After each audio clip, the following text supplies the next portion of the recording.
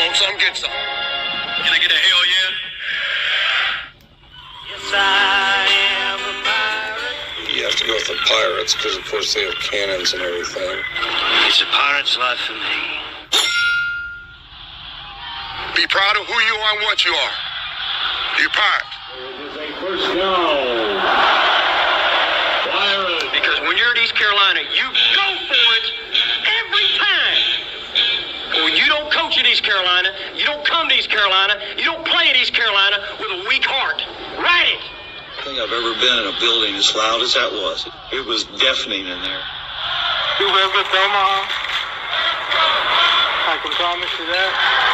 And it's purple all night long in Eastern North Carolina. You're watching The Sports Objective, the podcast for Pirates.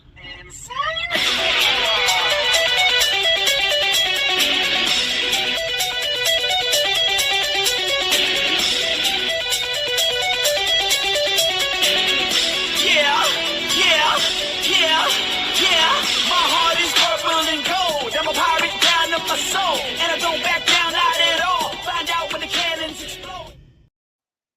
All right, welcome into the Sports Objective. It's not Hollywood Squares. I promise you, for those of you watching tonight on YouTube, wherever you're watching, we have like 8-10 different places we're broadcasting live right now. And I thought, since we have Rene Ingoglia, we're going to talk music the whole time. So you thought it was college football. We're not doing that tonight. I'm just kidding. For the people that are thinking about that, they're like, oh, what? Let's bring in Kyle from the Grange Barber. What's up, bro? What's going on, Dave? Yeah, no, lots of times we do, after we discuss ECU football and football in general or whatever the sports season is, we will wind off into music discussion second half of the show. Probably none of that tonight. But we're going to make these introductions quick since we got so many of them. I'm going to pass it around. And I'm going to go ahead and welcome back the returning, the one and only, the legendary linebacker from the Steve Logan era. In fact, I think they're renaming the linebacker position to the Semenza position. It's Matt Semenza. Welcome in, Matt. Wow, man. I know I have a good friend with that overstated introduction, but I appreciate that, Kyle. And yeah, man, always great to have Rene on the show. We have so much respect for your opinions. So great to have you on. And you know what, fellas, I spent like 2 hours by the pool today reading Phil Steele's preview. So I'm ready to roll. The whole magazine? You had to throw that in there. Yeah, Rene has a nice bar and a really nice pool. He has to rub that into us. Balsam Hill's been good to him. Yeah, what's up, Stevie Fly, the center square tonight? We appreciate you. So if you want to have Stevie for the block. Yeah, Stevie for the block. For sure. Yeah, good. Doing good, man. Ready for football season. Right around the corner.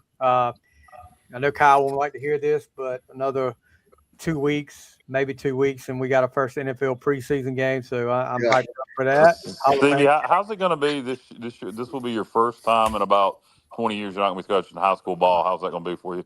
It's weird already. In the neighborhood where I used to coach at, and I'm doing my run and running by there and seeing him out there doing their workouts, and it's really weird. I feel like I need to be over there. But you know what? I'm fine. I'll find something to occupy my time. That's for sure. Alan Vick, what's up, brother? I know you have plenty of time to do broadcasting and lots of cool things like driving us to a concert that we've talked about. So what's up, bro? I've had a good weekend. I hope everybody has. Looking forward to the show tonight. JR, what's up, brother? Are you in I'm in Virginia. Hey, so I don't know if I've ever disclosed this on the show before, but I don't re-listen to our show ever.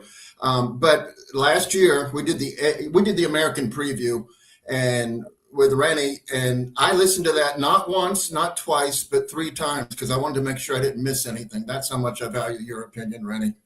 Appreciate it. And last but certainly not least, he's the man that gets the football equipment to all the games, the away games. And we're going to ride with him, Rene, to a game. I think Charlotte's the one I'm going on. Ladies and gentlemen, Wildfire Justin Butts, what's up? Hey, what's going on, guys? Yeah, man, looking forward to the show. And I always valued Rene's opinion on things. And just looking forward to talking to him about the American Conference and the future of what we got coming up this year. Good deal. Let's. I'll start off, and then guys, if you want to go around, We've got so many guys on tonight, but that's what happens when you have Rene here. Rene, I wanted to start off with you. I know we want to talk about Media Day, so if you want to give your thoughts on that, and a very special guest besides yourself, there were a lot of cool people there. Yeah, it was a good. They do a good job. Listen, new commissioner Tim Pernetti, he thinks outside the box, right? You know, we're in this world here where all these conferences, they're all kind of competing for money, right? TV deals and money, and what other ways can they generate revenue, right? So if you notice, it's last year was in Charlotte, this year was in St. Pete. He's got a nice little niche there where he kind of piggybacks off one of the other bigger conferences. The SEC was just down the road. Their hotel was maybe 30 minutes down the road in Tampa. We were in St. Pete. So, and I noticed we did pick up some national writers that were at SEC and then drove the 30 minutes down. So it's smart. They do a nice job, put it together. Now for someone like me, it's a long day. Maria Tribal Peace hosted me and Lige Duzabal and Aaron Summers. We had on the desk with players. I think it was from when I sat down and put my mic on and locked in, it was probably sat down for about 6 hours and 20 minutes. No breaks. I told them, I said, guys, next year, we got to figure out how to get a break and at least a 3-hour mark so I can go to the bathroom. But, so we sucked it up, but it was good. Hit all 14 teams. My overview, guys, and I think I said this on the show, we pick who we think's going to win. Listen, this conference to me, and I know you guys will all have your own opinions about it, I think this conference is wide open this year, right? I don't know if you guys saw this stat. It's pretty amazing. 78% of the all-conference first and second team from the American went to the Power Four this year. Yeah. 78% of every player that was on the American first and second team, all conference, went to the Power Four. You got 4 coaches that went to the Power Four. Not only a Power Four, 3 go to the SEC, 1 goes to the Big 12. What's that, about 27% of your coaches? So in the old days, I think when this all first started, guys, it kind of aggravated you, right? As a fan of ECU or a fan of American. Listen, ECU lost a ton of players, but that is the new world, like it or not. That is the new world of college football that we're living in. If you do well, you're going to lose players in the portal. You're going to lose coaches. I mean, it's just the way it is. And you almost have to embrace it where, and Tim Pernetti, we talked about this as a commissioner, like it shows you when that happens how good the conference is when you're losing players and coaches, and you embrace it. And the one thing the American has always kind of hung their hat on, and Tim does it now, and Mike Oresco did it before, is this conference has an uncanny ability to evolve and reload, right? Lose a team, we'll get another team. We'll reload. Lose a player, we'll get some new players. We'll reload. And that's what I kind of think the American's known for, kind of always being there at the end. Now, it's going to be fascinating this year. We have we can officially say group of 6, because the Pac-12 is now the official word is non-autonomous conference. There's only 4 autonomous conferences. There's 6 that are not. That's why we call them the group of 6, for those listening or watching and don't know that. And so the Pac-12 comes back as a non-autonomous. So now more competition to get that playoff spot. Of course, 2 G6s got in last year, and Tulane being the one from the American. So, but to get back to my point, I think this conference is wide open because, everyone has brought in a ton.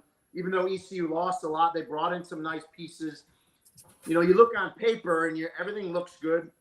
To me, is the class, the portal class. Which one's going to gel? And the most important position, guys, is quarterback. We know that. Which quarterback's going to play well and get off to a good start? And you just don't know until you start going. And then, of course, the new coaches in there. Now, I do like. I mean, I'm sure you guys are going to ask this specific question. I do like the hires that Blake made. Jordan Davis, they scored a lot of points in North Texas.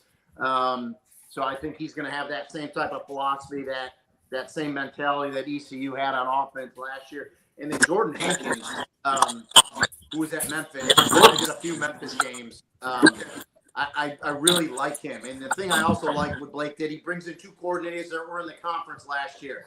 I think that means a lot, especially defensively, when you run into the offenses you run into. It's a big deal to bring Jordan Hankins in. So I like those hires, but they start out their first three. I mean, they got a pretty tough schedule to start out.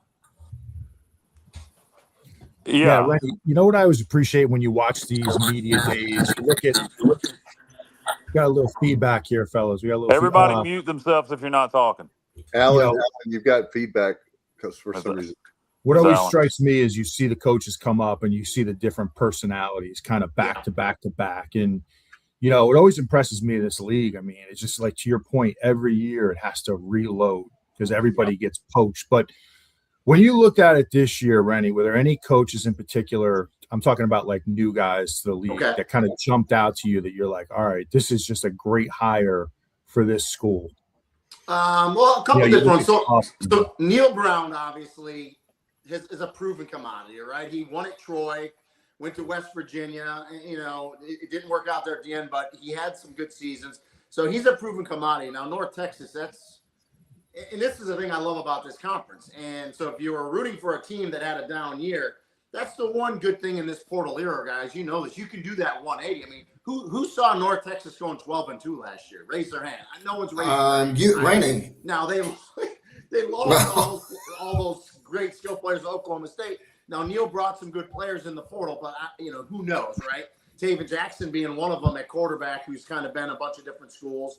So Neil's a proven commodity. The one new guy that really intrigued me, who also had a great portal class, is Brian Hartline, right? From Ohio State, getting that USF job. He intrigued me a lot. So that's going to be interesting what he does. Another good portal class, if you will. But again, I mean, who knows what's going to gel. Quarterback competition. He doesn't know whose quarterback's going to be. Michael Van Buren was at LSU last year. And then Luke Kromenhoek, I actually know his family well. I played with his dad. His dad was one of my college teammates. A couple of years ago was at FSU. Kid got thrown in there as a true freshman when FSU, when Florida State had that kind of dumpster fire of a season. The kid got thrown in there. He's tough as nails. Transferred to Mississippi State when they changed their offense, when Gus Malzahn went up there. Now he's at USF, and Brian Hartline said that's a legit quarterback competition there. So that'll be interesting. But yeah, Hartline, I think, was the one that kind of jumped out to me. I'm missing, who are the other new ones off the top of my head? Let me think.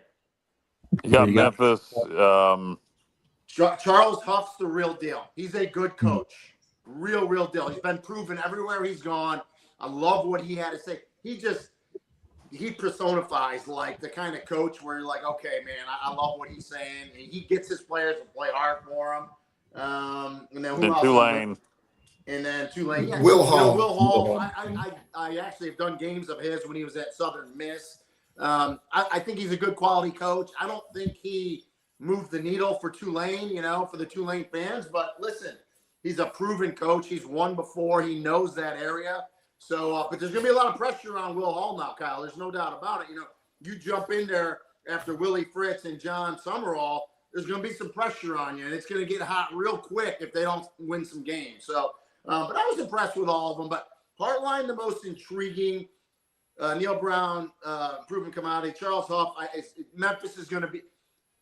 I did the New Orleans Bowl last year. He had already stepped away from Southern Miss, but a lot of his players stayed. He had some really good defensive players there that he now has at Memphis, which actually surprised me that he was able to get them, which tells me Memphis, starting to get a little bit of that FedEx money, that NIL money that you need. So I think they're going to be good again as well. I mean, he's got a little pressure, though, too. I mean, you step into a program, 12 straight years they went to bowl games, Memphis. Pretty good. So, but yeah.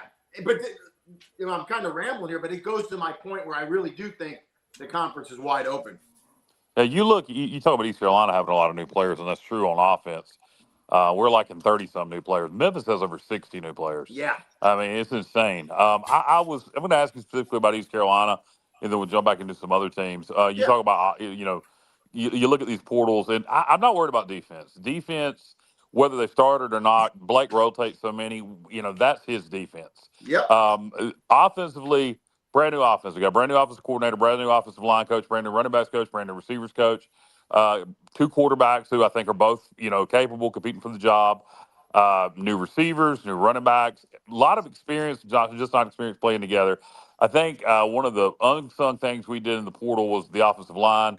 We brought in an all-conference USA offensive lineman from Kennesaw State, an all-conference offensive lineman from Northern Arizona, a starting offensive lineman from Southern Miss. That's hard to do at a G5 school, to bring in 3 starting offensive linemen that played at a high level. Anyway, the point of this, what I'm saying is, you look at ECU, you look at South Florida, you look at Memphis. These offenses have to come together. Yeah. Obviously, coaching is a big part of that. How fast the players take to it, how simple the system is, et cetera, et cetera, et cetera. How much of an advantage would you say it is for East Carolina with the new OC coming in, bringing in his receiver, who was the assistant receivers coach at North Texas, bringing him with him, and having 2 or 3 players that played in that offense at North Texas? Is it a big advantage, moderate advantage? How much of an advantage do you think it is for that, to have that somewhat of a continuity to teach it to the other players? It is a big advantage. No, I think it is a big advantage because you hit what I was going to say.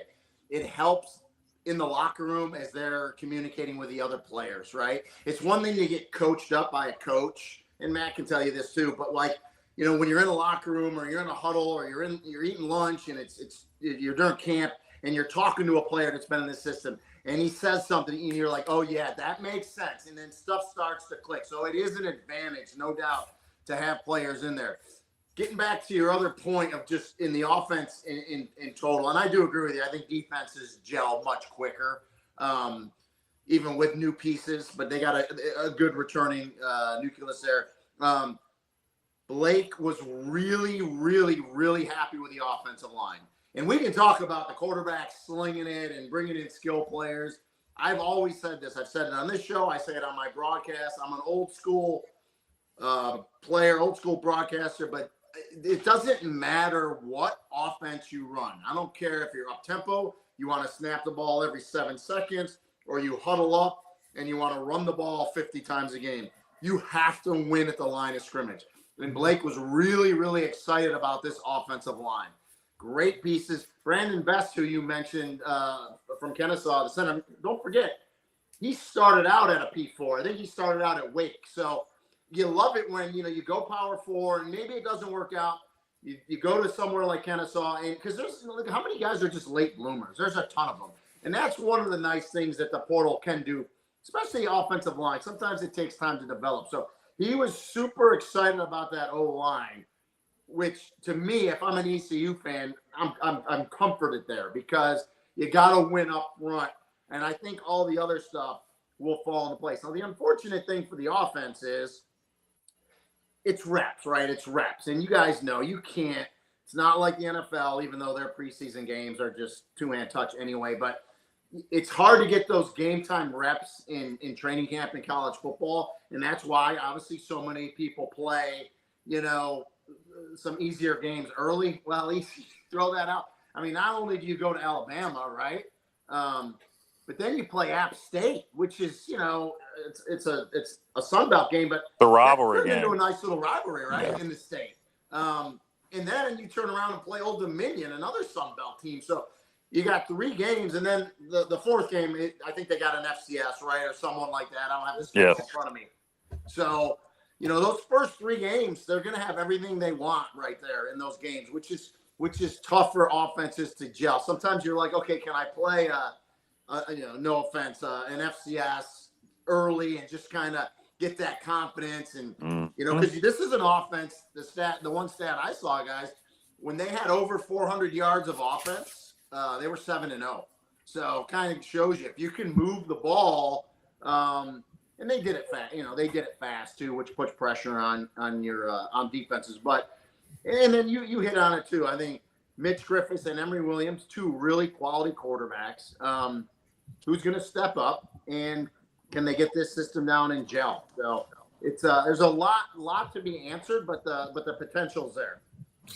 And Rene, to your point, I wish we had that FCS week 1 instead of having to head down to Tuscaloosa to play Alabama and break in potentially 2 new quarterbacks and a new OC. And Kyle, I won't even get you started on that one. Yeah, thank you, Rene and Matt. God bless you both. I've needed you for several weeks. Well, I don't know what the payout is, but I'm guessing it's going to probably be about 1.5, 1.6. Yes, correct. So I 1.5 mean, million. it's money that the athletic department can always use. It may even be higher than that. It may be a $2 million payout. It's 1.5, and we're getting 300,000. You're muted, Dave, but I know you know the number. 1.85 million. Okay. And we're getting 300,000 for the NIL. Is what they're going to spend from that game. Oh, from that game. Okay. I wanted to mention something I about the didn't hear him, schedule. so I don't know what he was saying, but I know he knows. Okay. JR, were you going to say something? Yeah, I didn't know. I thought I might have been muted there for a minute.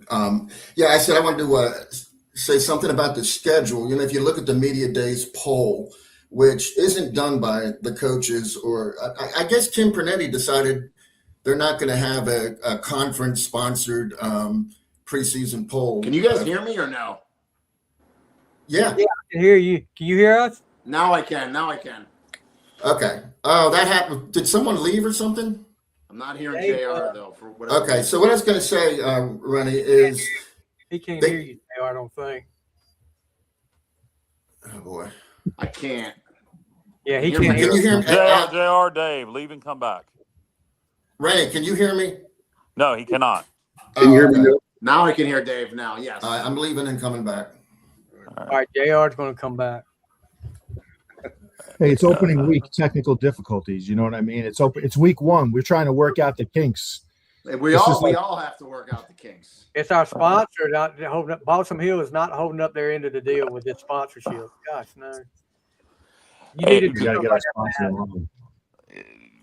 Ready anyway, but back to American Conference football. So yeah, I don't know what JR was saying there. We'll let him get back to that when he comes back. We got Allen back. We're still waiting on. We got JR. JR's back. All right. Can y'all hear me now? Rennie. I can. Yes. Yeah, Rennie, I still don't think Rennie cannot hear you. Okay, well, I don't hear anyone right now. Oh, gosh. He's got. This is the problem with having too many people on here. I can hear Steve. Yeah. You hear me, Rennie? Yes, I do. All How about right. me, Rennie? You got me? Rennie? No. Yeah, I'm the only one who can hear, so I'm Hey, stuck. yeah. Y'all just give me the question. Alan, we went off and came on at the same time. And I think that was the problem for me.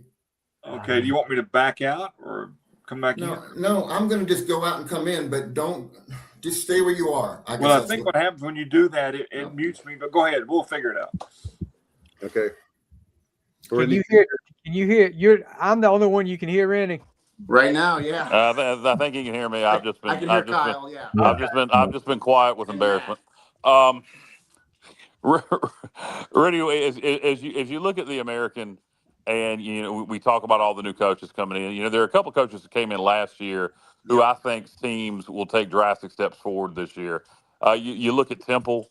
They got a lot of potential, I think, on offense to take a big step forward.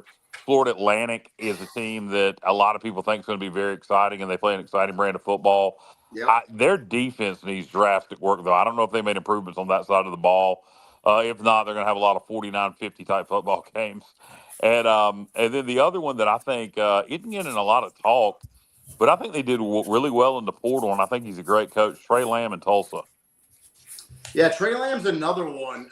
They can score points, and he did make a lot of changes, and he brought some players in defensively, and they kept the thing that impressed me about him at Tulsa was the amount of good defensive players he kept. And someone ponied up for them to be able to keep some players. And we're going to get a good look at them right away because they open up with Oklahoma State. And they get Oklahoma State at home. So that should be a sellout right away in that stadium week one. So that'll be and remember they beat Oklahoma State last year. 1915. But I was joking with them. It's a quasi-American conference game with Eric Morris going there from North Texas and bringing Mestamaker and the running back and the receivers and everyone he brought. So that's going to be interesting. And it was funny because Trey Lamb said, yeah, we didn't play North Texas last year. I said, well, you get to play him basically in week one this year. So, and then FAU's an interesting one. He did not, he's the only, I want to say the only program in the country, if I remember this correctly, at FAU. He retained everyone on his staff. He did not have one coaching change on his staff from the bottom assistant all the way up. So he retained everyone, which, there's something to say for continuity. But to your point, that was an offense that averaged like 40, that had like 4,700 yards of offense last year, but it gave up like 4,800 yards of offense. So it was like a net right there. Yeah. So yeah, that's one of those. That program strikes me as that they want to score 50 points a game, and they're okay if they give up a ton on defense as long as they don't give up 51 points. You know what I mean? They'll give up 48 if they can score 50. So that's going to kind of be, I think, one of those defenses is going to be a shootout. And then of course, don't forget the academies, right? Because those are the programs that for the most part the portal doesn't mess with them, right? They might lose one or two players early on before they give their full commitment. For the most part, they don't. It's kind of plug and play there for both Army and Navy. Cale Helms is back at quarterback for Army, so that's a big deal for them. And we'll see Braxton Woodson. He's a dynamic athlete. I don't think he throws the ball as well as Horvath did last year. So that'll be interesting because Drew Cronick, the offensive coordinator, tried to throw the ball more for Navy, but still, both those offenses are pains in the butt to get ready for. So, but I do like what you said, Kyle. I think Tulsa is a sneaky program you got to watch out for in the American. Yeah, the other team I mentioned. I'm gonna finish this thought, JR. Well, can you hear JR, Rennie? Hey, Rennie, can you hear me now? Okay. No, he cannot hear you. But I was the other team I mentioned, Rennie, was Temple. Oh yeah, Casey Keeler is a guy that looks great. His birthday's today. He turned 67 today. He's been around a long time. He's a proven coach. His coordinators stayed the same. That's a team. They started out 5-3 last year. Lost 4 in a row there at the end. But they had a couple one-score games that they lost that they could have easily won and got them to a bowl game, which would be a big deal for that program. Their question is quarterback. I don't have them in front of me, but I know one of the quarterbacks came from Penn State. So we'll see. They're going to be in a little quarterback battle. He didn't name who his quarterbacks were yet, but to your point, that's another one that you got to throw in the mix. That's going to surprise some people for sure. Yeah, I mean, when I look at it, guys, can you hear me, Rennie? I hope you can hear me.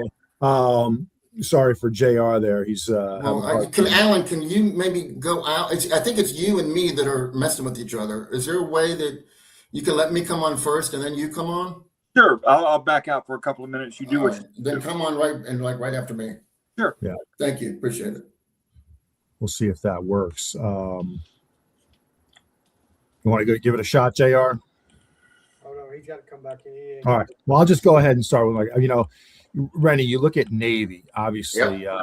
To me, when you look at this conference this year, they kind of pop out as the team you really don't want to play. I mean, tons of starters back, especially up front on the O-line. Braxton Woodson, who, he did play quite a bit of football last year, and he played well when he had his opportunities. But, East Carolina, you look at their schedule, we do avoid Navy and UTSA this year.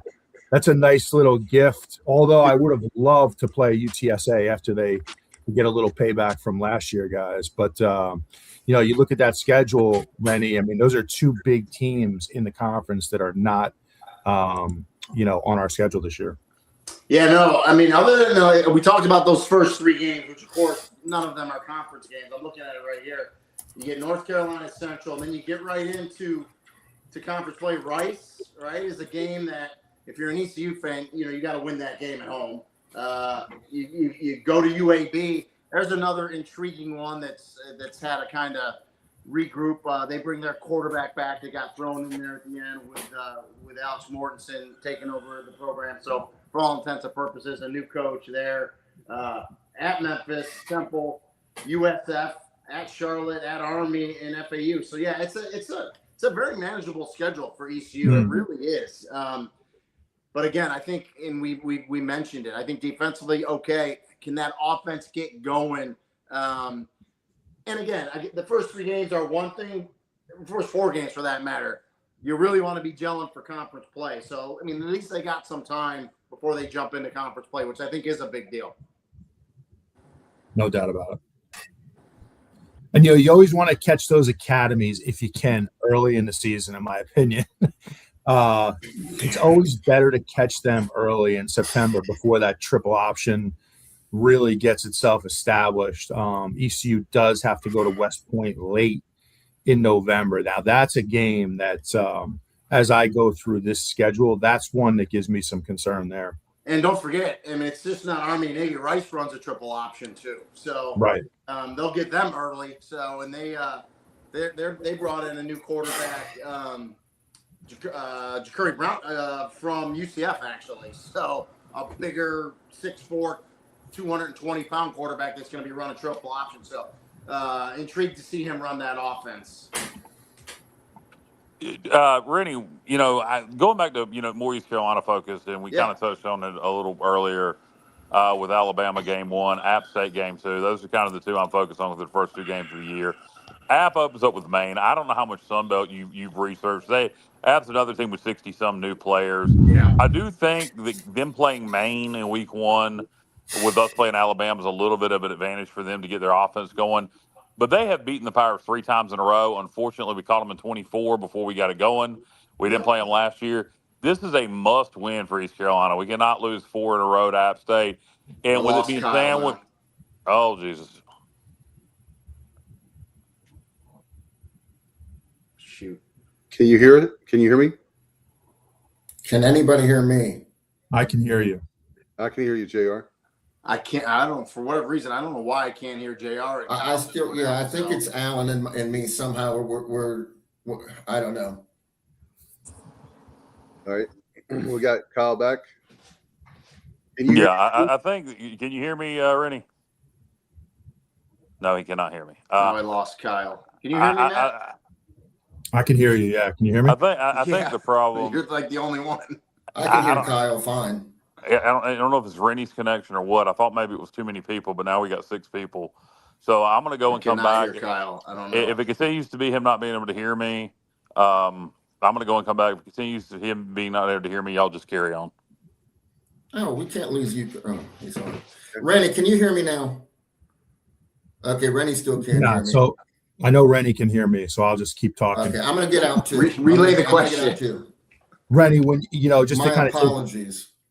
Just to kind of take it back to the schedule for a second, to me, and I know you have that schedule in front of you, but for ECU, when I look at it, to me, the pivotal game is App State in week 2, because, look, I'm never one to just give away a game and say, hey, we're going to go down to Alabama and lose. But look, we all, in a realistic world, I'm going to say, hoping for a very competitive game, but that's probably going to be a loss. And, you come back home, and that is a tough home opener against an in-state rival. Yeah.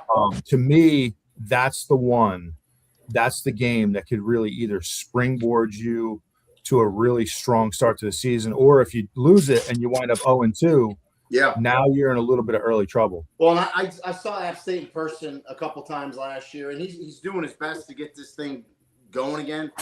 I do not believe they're as good as the App State teams that we're accustomed to seeing. So to your point, that's the game ECU has to win. You get them at home. Second week of the season, you gotta get that win. You just have to, because they're a team in transition trying to find themselves, where ECU has found themselves the last couple of years under Blake Harrell. So yeah, there's no question about that one, Matt. You need to win that game. That's not you're not at a point. And we talked to Blake about this too. I think especially last year, ECU going 9-4. It's like, okay, you're right on the cusp, right? The most wins in conference history for them, I believe, right? 6-2. Now you take that next step. There's a couple of the next steps you can take, right? One is double-digit wins, right? Get to the 10-win mark. And then the other thing is you got to get to a conference championship, right? So ECU is right on the cusp of getting there. And even though App State is not a conference game, that's a game if you want to turn that corner to double-digit wins, get to a conference championship, you got to beat App State at home. There's no doubt about it. No question about it. Rennie, can you hear me now? I can. All right, Okay. good. Hey, how about me? Rennie? JR, if you leave and come Okay. back now, he'll probably be able to. There's so few people now. Rennie, you talk about the App State game, and you know, just to talk about that a little more. Not only is it important because of the season and where it is on the schedule, sandwiched in between Alabama and ODU, it's also a rivalry game. It's an in-state rival. We lost them 3 times in a row. You don't need to lose to them 4 times in a row. So yeah, it's a huge game. And then you got ODU the following week, and ODU, yeah, they lost their quarterback. I believe the quarterback that started their bowl game is back. They brought a quarterback in from Washington State, and their OC, I believe they promoted from within. So it's going to be the same system, but they're going to be a good team. In fact, so many people like JMU to win the Sun Belt. JMU's got a completely new football team. I'm not so sure I don't like ODU or Marshall to win the Sun Belt, or at least win the East.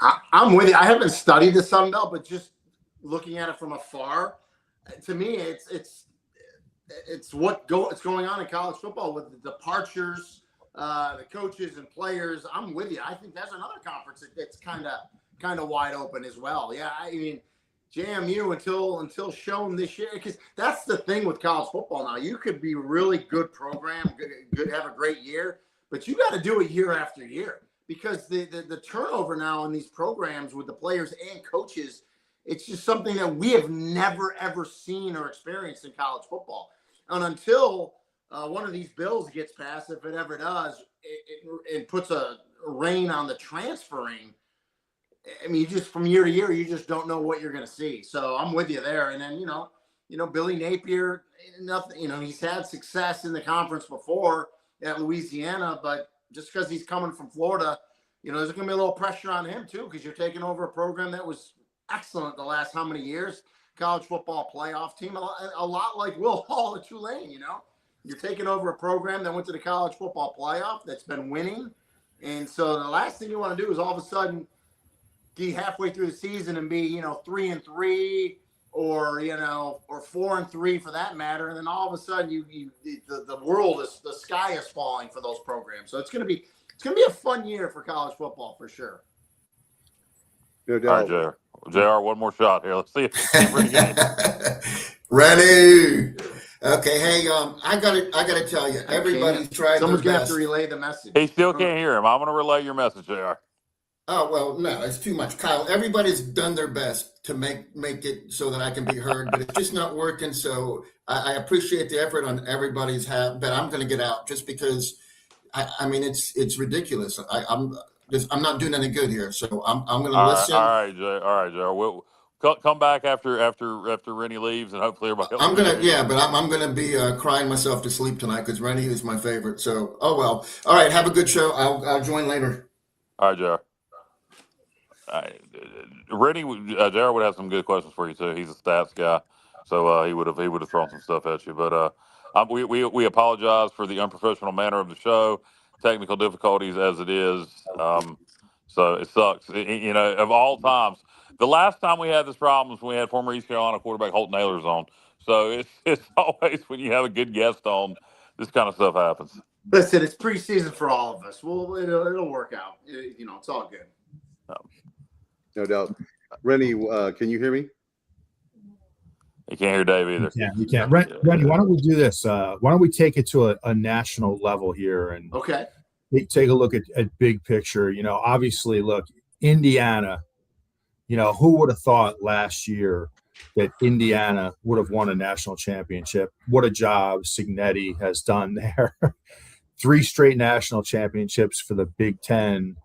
What are your thoughts this year? Is there any team out there that you see as a clear front runner for the national championship?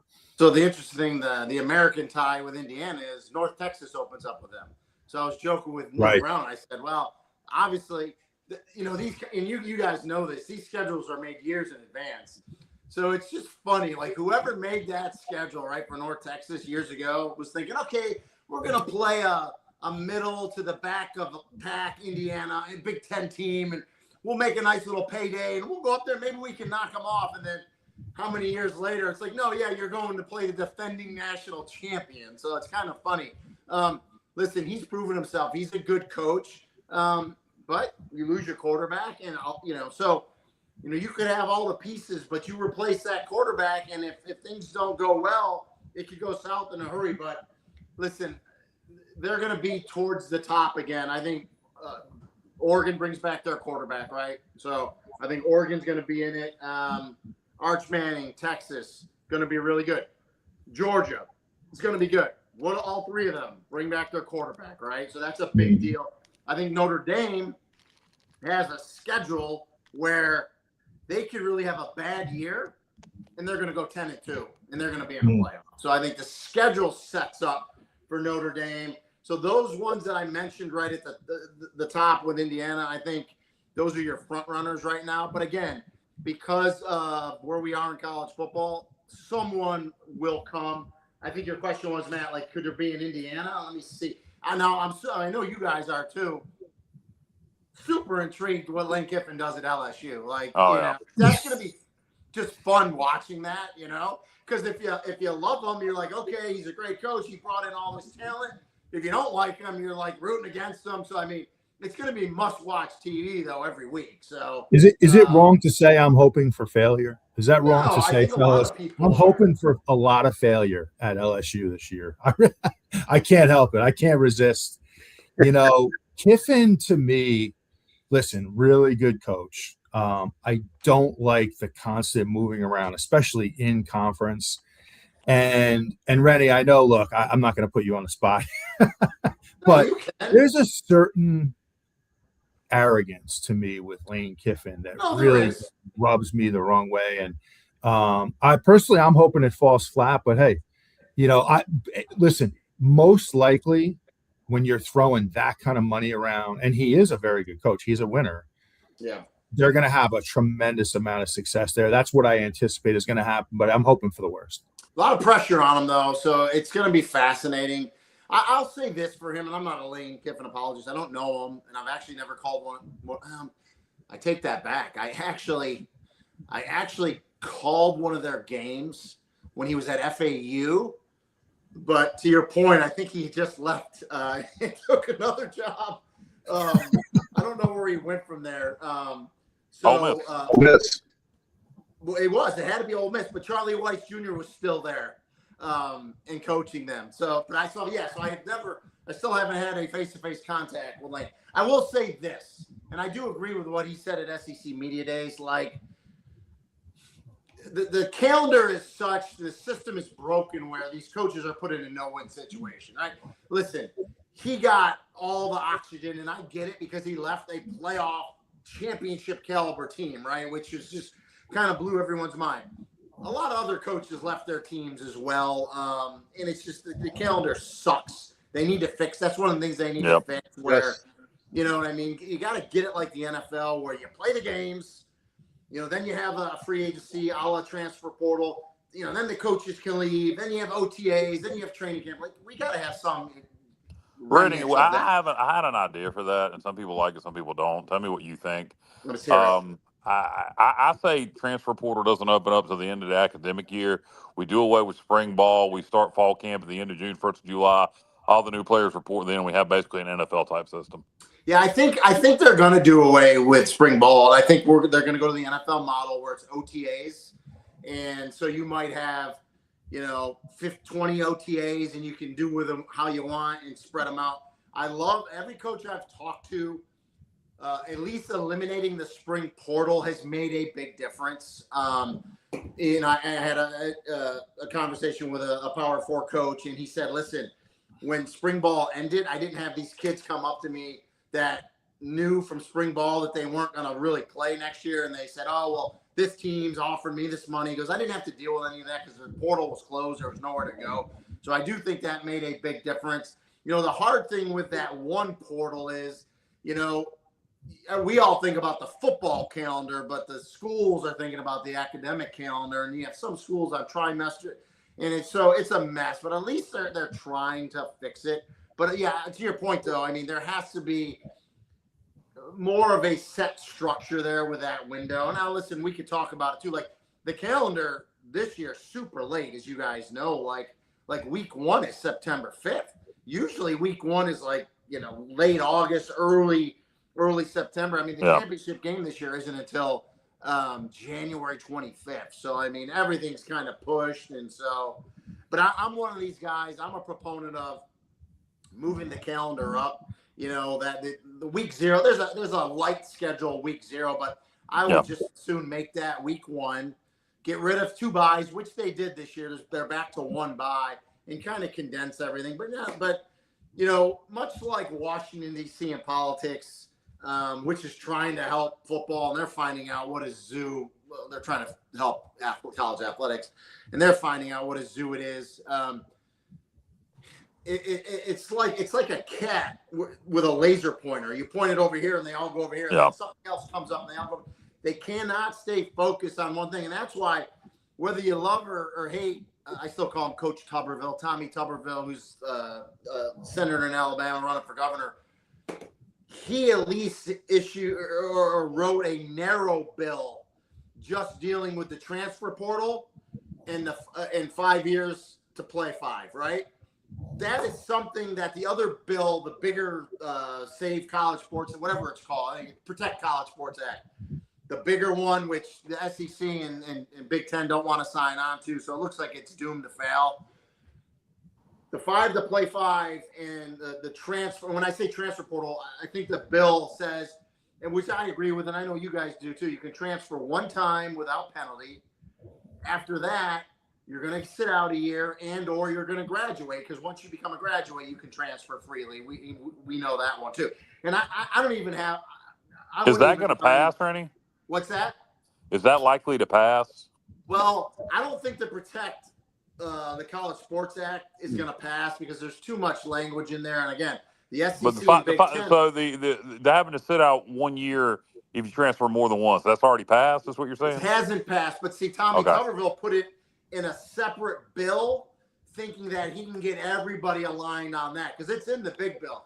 And so to his point, I do agree with him. That would stop the how many people are just jumping for money, right? Yeah, you have to think about it.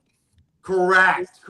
And I wouldn't even be mind if you put a provision in there, which I don't think his bill does. But if you wanted to tweak it and put a provision in there and said if your head coach transfers, then you get an additional transfer within 3 months, right? Because that was always the complaint. The coaches leave for money and the kid gets stuck. So if you even want to put a little provision in there, I would have a problem. So I think that has a chance of passing, but the way Washington is and just the way everything is, it wouldn't surprise me if nothing passes. But we need to get they need to get a hold of the system. Like, because right now it's the wild, wild west, right? There's just, there's really there's nothing with teeth that bites, and it's just, and I heard, oh my gosh, the coach at Ole Miss, Pete Golding. Pete Golding.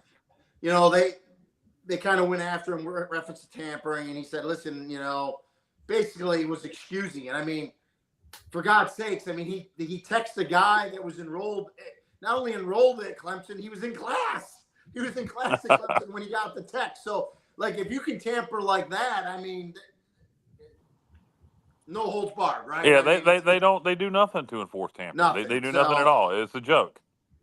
So until we get some teeth, I mean, it's just going to be the wild, wild west. So at least with the bill with Tuberville, if it could pass, one transfer, then you're going to stop a lot of that poaching, because those kids with that, like for instance, that kid had already transferred once, right? So you wouldn't be able to even reach out to do that, So because right now these coaches, especially at the P4 level where they have a ton of money, they look at their roster and they say, okay, we're deficient here, we're deficient there.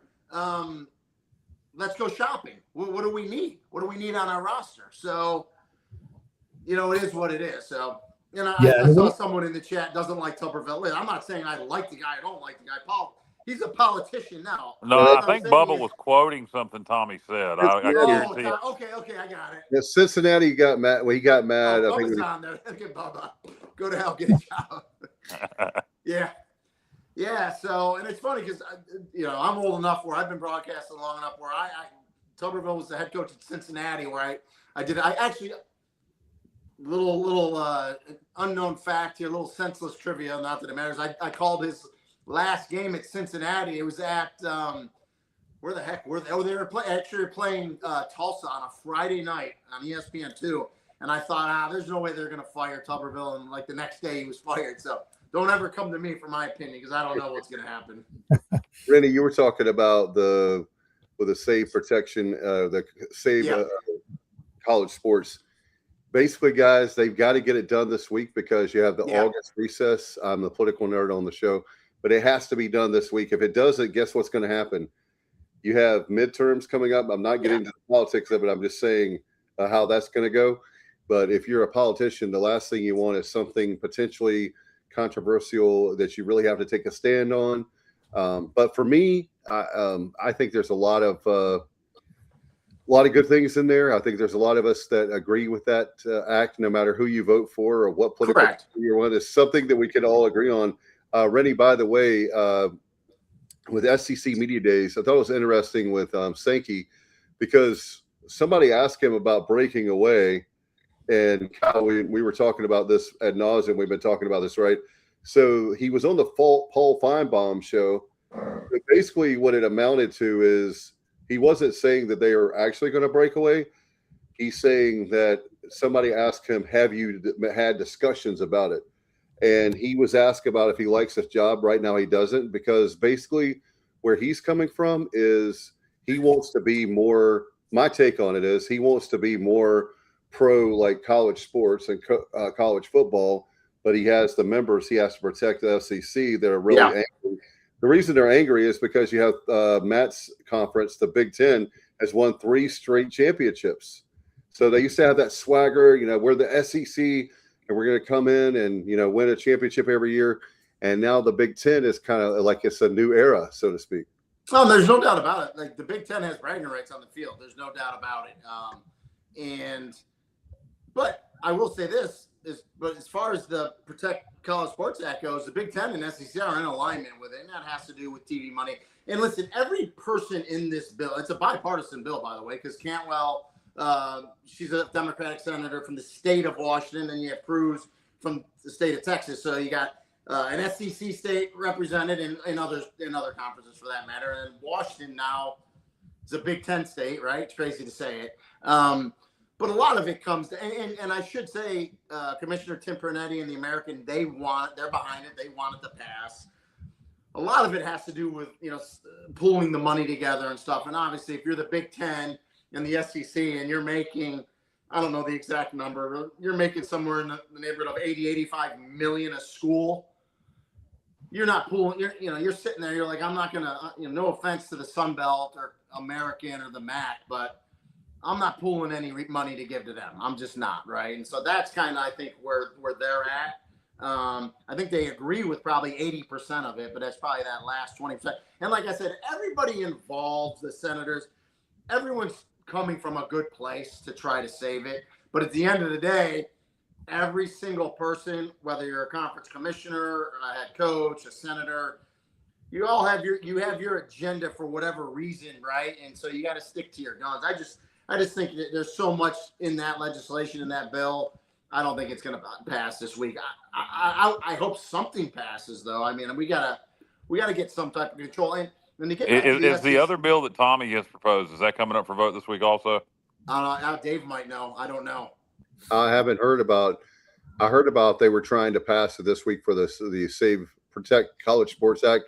But I have not heard about the Tommy Tuber. I'll have to look and see about it. Yeah, look it up because it's a much narrower bill, and I would imagine maybe if the Save College Sports Act doesn't go through, he can then bring it up for a vote. I'm not sure, but let's hope so, guys, because just to your point there, Rennie, like the way the clock starts now, your clock for eligibility either starts when you enroll, all right, so as a freshman, or on your 19th birthday. So just take the hypothetical scenario where you're a player. Let's say you play for ECU, just to throw it out there, and Alabama wants to recruit you out of the portal, right? You're going to get that one transfer, all right? And you're not going to lose any eligibility. But now, let's say things don't work out for this player at Alabama. There's no way he's going to transfer again because his clock is running. Yeah. And so at the end of that clock, he's going to lose a year of eligibility, most likely, depending on his age. I mean, a lot of it is age dependent, but I think what it does is it prevents the second transfer. You're still going to see guys taking that first transfer, but it's going to prevent some of these guys who transfer every single year because it's going to take away their eligibility. And the 5 for 5 is a no-brainer because now we deal with, right? Oh, you can play in 4 games. Then they tweaked it. Well, you can play in 4 plus the bowl game. Listen, 5 for 5. If you have a true freshman that can come in and help, he can play. You don't have to worry about it. Because I talked to a Power 4 coach, and this happened to them last year, where a freshman who's playing meaningful minutes for this team. I'm not going to say the team and the coach. Meaningful minutes. Minutes before kickoff, they were on the road. He comes up to the coach in the locker room and says, "Coach, I'm not going to play because this is going to be my 5th game, and I'm shutting it down. I talked to my parents. I'm shutting it down." And the coach was livid. He told him, "Take your clothes off."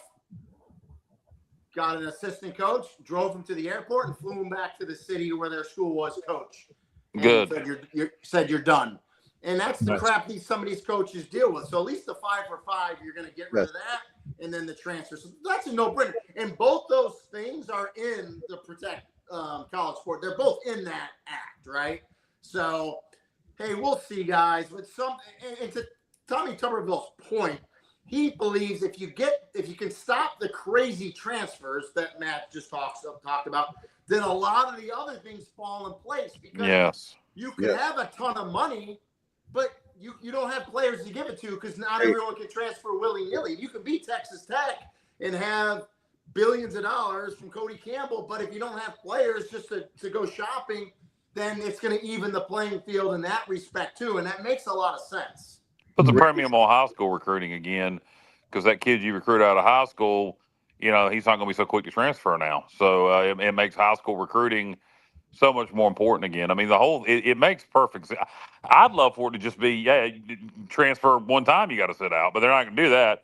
So, they'll give you the one free one. Yeah. So it'll, like I say, I look at some of the East Carolina players that transferred just to transfer, that they're not, Montgomery comes to mind, who transferred to Florida. He's not going to friggin' play at Florida, not meaningful minutes.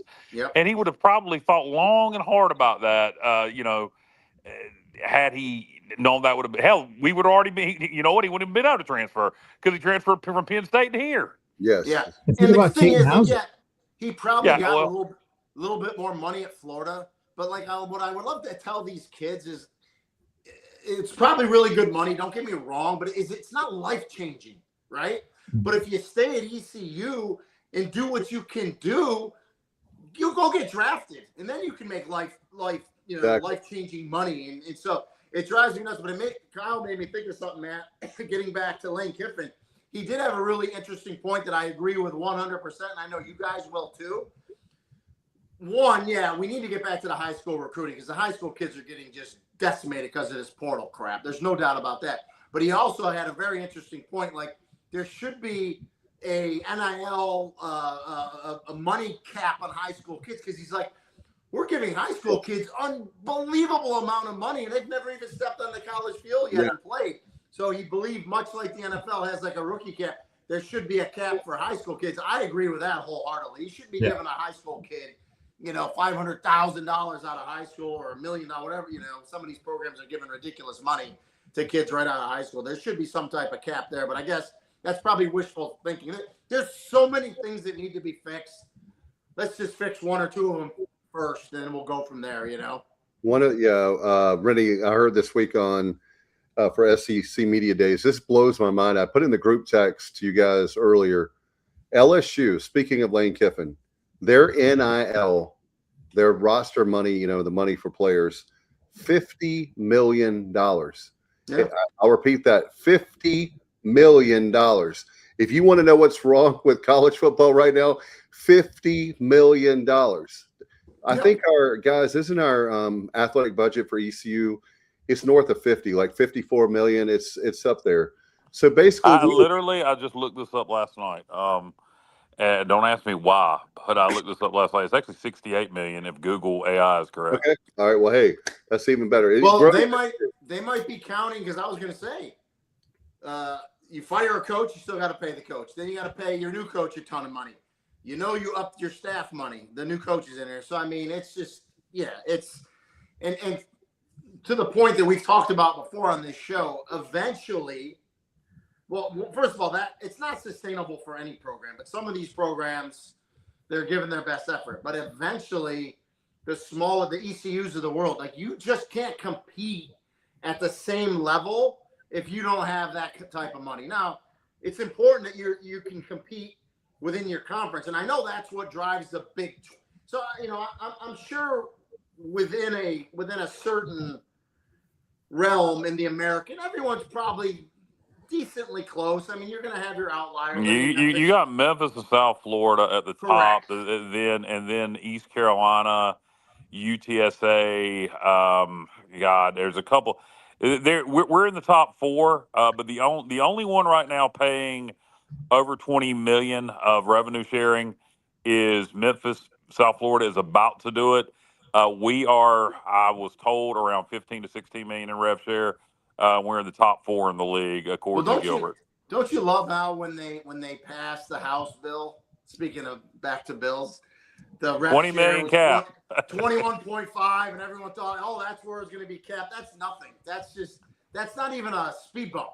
Like, these teams have gone way past. Yeah, because it's not enforced. Correct. Well, because the NIL, it's just. But getting back to the conference point, and I think that's what's frustrating for teams in the Big 12 is because they're all pretty much the same, and then you have Texas Tech. So it's just, you get $1 billion donor. Big difference between $1 billion and $1 million. So Robert asked. So I'm at 6. Whoever's asking that question, I'm at 16 because I just think that's the next progression. I would love to go to 16 before we jump to 24. You guys saw that question for the playoff. It's interesting though. Listen, I don't have a dog in the fight.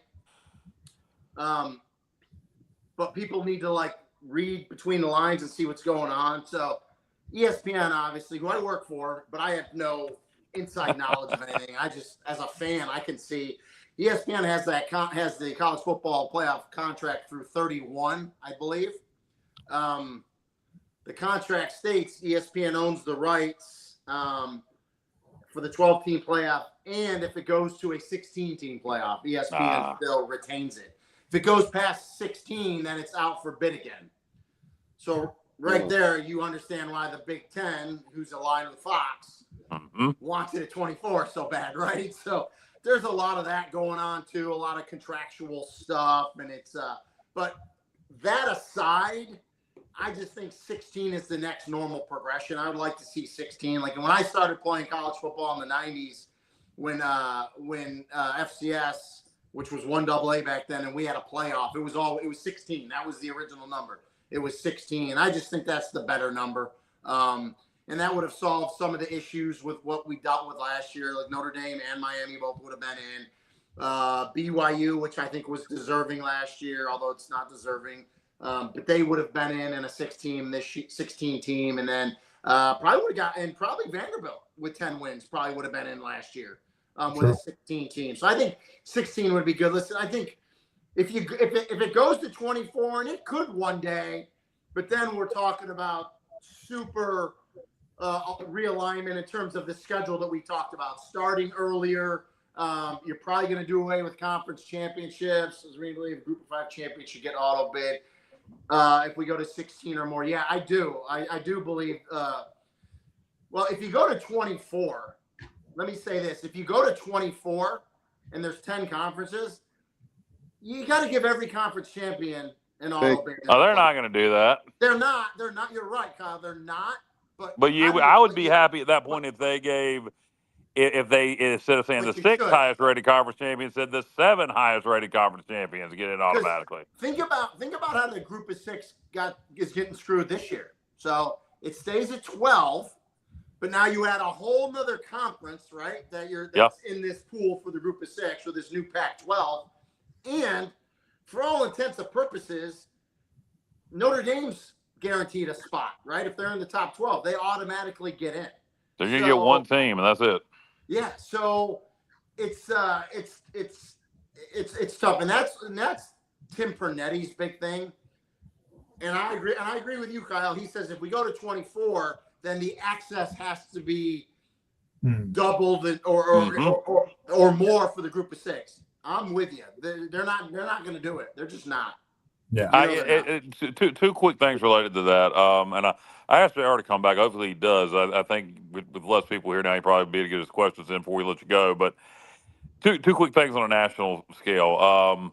It related to college football going forward. One, and they're both kind of tying together. One, you talk about the Big Ten, the SEC, not wanting this, not wanting that, wanting this, wanting that. At some point, I think those two leagues are just going to break away. Take a handful more from the ACC, a handful more from the Big 12, probably 50 teams in total.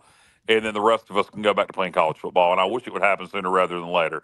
If it's the 40 to 50 teams like I think it's going to be and not 60 or 70. Here's the thing, though. Second, and this kind of leads me to believe that's going to happen. Why in the world, all of a sudden, have you had this influx of FCS schools moving up and almost in a panic type state? Sacramento State is so desperate they joined the MAC in hoping they can now you got a conference made there, UMass over in Sacramento, California. So with hopes that they can try to lean that and get into the Mountain West of the Pac-12. You got North Dakota State at FCS Power moving up. You've had several schools over the last several years, who have done that. Delaware, Missouri State, et cetera. To me, that leans me to believe that they think that there's going to be a breakaway at the highest level, and they need to go ahead and move up so they can be at the next highest level, because at that point, FCS is going to become Division II. Well, and a couple things there, and I've talked about this. I said this a couple of years ago. I do think there's going to be a breakaway, and I'm with you. I think it's probably going to be about 64 schools. Oh, no, we can't have that many. No. Well, I mean, I don't know, but we'll see. And I think, and the reason why is because a couple reasons. One, that money disparity that we talked about, right? If you're in a conference and you're making 85, 90, $100 million per school, if you're another FBS school, right, supposedly equal, I know you're not Power 4, but you're still a FBS school, and you're making $2 million a school, $3 million a year. You just, it's apples and oranges. It's more than apples and oranges. You just can't compete.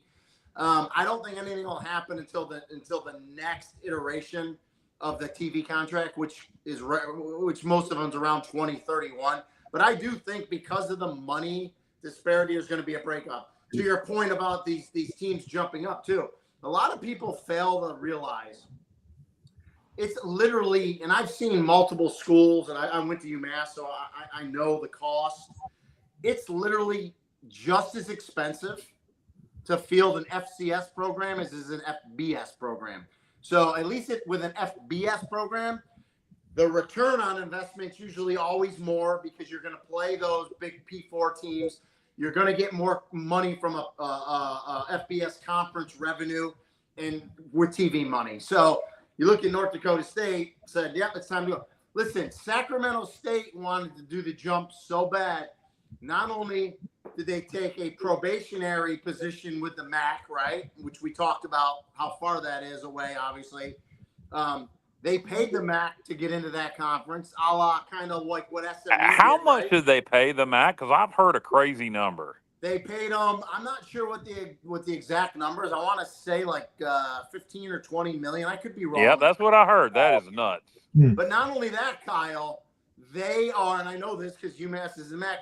They are paying the travel expenses for every MAC school that has to play them at Sacramento State. When did Sac State get all this money? So, interesting enough, I did 2 UC Davis games last year.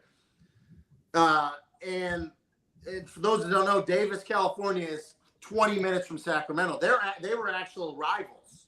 And so I know some people out there in the administration, because UC Davis is another one that wants to make the jump up, but they're waiting, right? They actually made the jump up in basketball, but they're waiting strategically for football. It was my understanding that the powers to be at Sacramento State have lost patience, and they just said, we're doing it. But, yeah, they had a pretty good endowment, and they got some money behind them, so they went ahead and made the jump. Because you guys know this, you can't go from FCS to FBS as an independent. You have to have a conference affiliation. So for whatever reason, the Mountain West and the Pac-12 didn't want Sac State, and it happened. It worked out for the MAC because another weird movement.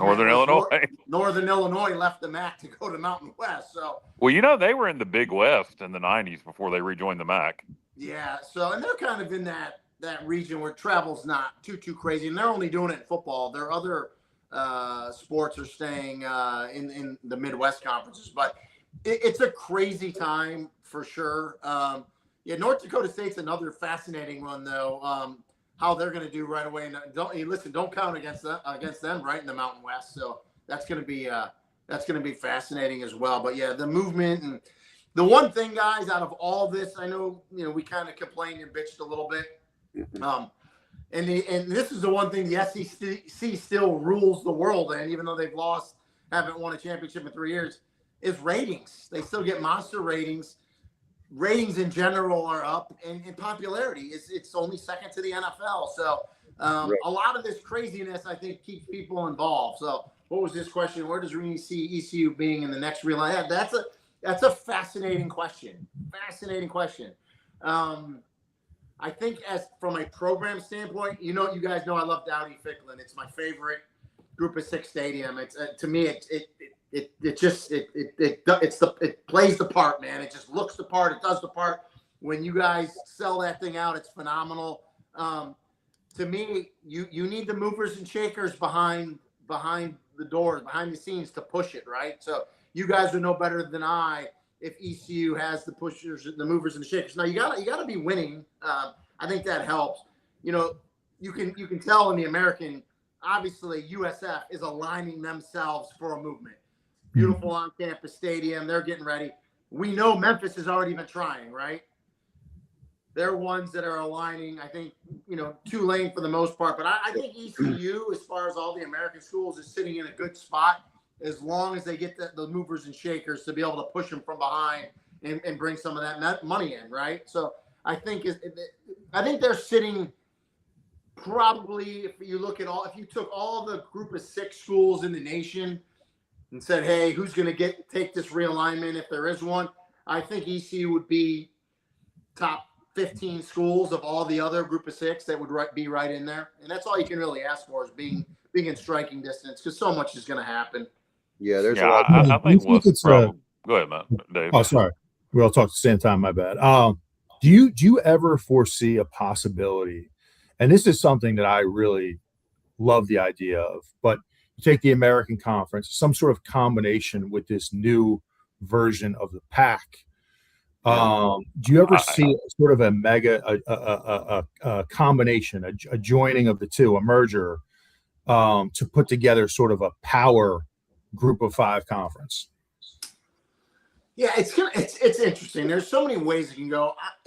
Honestly, this is what I think is going to happen. Listen, and I don't know. I have obviously zero inside knowledge. This is just my opinion as someone it's kind of, it's going to be I don't like saying this because I like it flying over. It's going to be my 17th year at ESPN. So, I've called a lot of games. I've been to a lot of programs. I've talked to a lot of people. I'm old now. I know a lot of people. If there ultimately is a break off, and let's say it's 64 teams and they go do their own thing where they get a commissioner and they can have a salary cap and they can do their own thing, it'll just be for football, right? I think if this can even happen, but I think if it does happen, I think all the other schools go back to playing college football, like Kyle said, and I wouldn't even be against if all the other schools did their own 12-team playoff. And guess what, guys? You can still do the bowl games just like they do now. You could implement, bowl games in with another playoff with the breakoff schools. And guess what? The schools can all still play each other, kind of like everything's kind of cyclical. It would almost kind of be like 1A, 1AA, like 30, 40 years ago, you know? I'm with you. I don't think it's going to be 64 teams, though. I don't think. Listen, it could be 40 teams. I don't know. I think 50 to anywhere as low as 40, as high as 60. But the point I was going to make with that, it ain't going to be all the Power Four. There's going to be some teams left behind. And if you ask me in 2031 where East Carolina is going to end up, I think we're going to end up in some sort of conference combined of the American, and I don't think any of the American schools are going to move up. I think you haven't moved up by this point, you ain't going to, in terms of that group that's going to break away. You can want to all you want. I think you're going to have some ACC schools left behind, some Big 12 schools left behind, and I think those Big 12s and ACC left behinds, which will be, let's say 10 schools combined, will probably then form some sort of new league with the best teams from the American and Pac-12, and or maybe we'll go back regional. Maybe you'll have a Wake Forest and a Boston College get left behind, and you'll see a new regional conference with East Carolina and those schools in South Florida. That's what I think is going to happen when that breakaway takes place. And this talk we're having right here, this is one of the reasons why the Protect College Sports Act isn't going to pass, because that's one of the provisions in that act, in that bill, is it stops the moving of teams to conferences, right? It stops it. So if this bill gets passed, then you got national legislation, then there's no breakaway, right? And school and conferences, like, they'll never admit it, but in my opinion, conferences like the Big Ten and SEC, they want to have that autonomy, that if they do want to break away, right, into a 40-50 team league, like we're talking about, they at least want to be able to threaten it. Correct. And a national bill would stop it, right? Because it would be law. It would be a law. So I don't think that bill's passing, but we'll see what happens. Listen, we're just talking heads, right? This is one thing that we all know. It's entertaining. Like, college football will never not be entertaining. Man, do I wish we could just talk about football? Of course, but this is part of it. So, this takes up a lot of the conversation. Yeah, no, we're sitting here and it's almost August, and we're talking stuff that, we should be talking about in May and June. And, camp starts for everybody next week, and we're talking politics and realignment and all that kind of crap. Yeah, Valan 3594. If you consider making a playoff winning, there are a finite number of teams that can invest to compete money-wise. Even with a team breaks through, don't win next year, and you're back to square one. He's right. I mean, and so that's where it comes down to the whole, everyone thought, like, if there was legit rules and there was a hard, we'll call it a cap at $21.5 million, right? Yep. Maybe an ECU or an App State, they say, well, we can't get to 21.5, but we can get to 12 this year, right? And we can work towards it. At least every other team in the nation isn't going to 50 million, right? That we talked about. And you say, okay, there's 10 million difference. Yeah, they have an advantage, but we can work towards that. We can go to our donors. We have a goal. There's no number. There's no cap that's stopping teams. And that's what's so frustrating for a school like ECU, excuse me, where you win 9 games and you're on the cusp of turning the corner, getting double digits, going to a big time bowl or playing in a conference champion. And then you go the next year and you lose all your good players, and then you're in the portal trying to find new players and the money, and it's frustrating for fans. I totally agree with that, and I get that. It's frustrating. You have to get this thing going. That goes back to our original thing. I agree. If you can cure one thing, it's stop the multiple transfers, right? Right. Because if you limit them to one transfer, then you could have $50 million as a school. There's only so many transfers you can get because there's not unlimited transfers anymore. That would solve a lot of the problem. I agree 100%. You know what? To that exact point, Rennie, Caton Hauser would still be our quarterback at ECU because he had transferred originally from Michigan State. So that would have been his one-time transfer, right? And then if he wanted to transfer again this year, he would have had to sit out a year. No way he would have done that. Or have had his degree. If he was close to graduating, I don't know if he was. Yeah. So, I mean, to your point, that fixes so many issues. And he's really a perfect example, of that. And can you imagine being a coach? How about just being a coach in this day and age? You have to literally rebuild a team every year. It's crazy. Yeah. Free agency. It's got to be a major challenge. And you're talking about 18 to 20-year-old kids where you bring them in, and you could have and listen, I got. You talked about the Phil Steele magazine. I got a ton of stuff, and you read stuff, and on paper, there's a lot of programs, a lot of teams that look really good, right? You don't know if they're going to gel. Exactly. You look at all the pieces at offensive line for ECU, and they look great.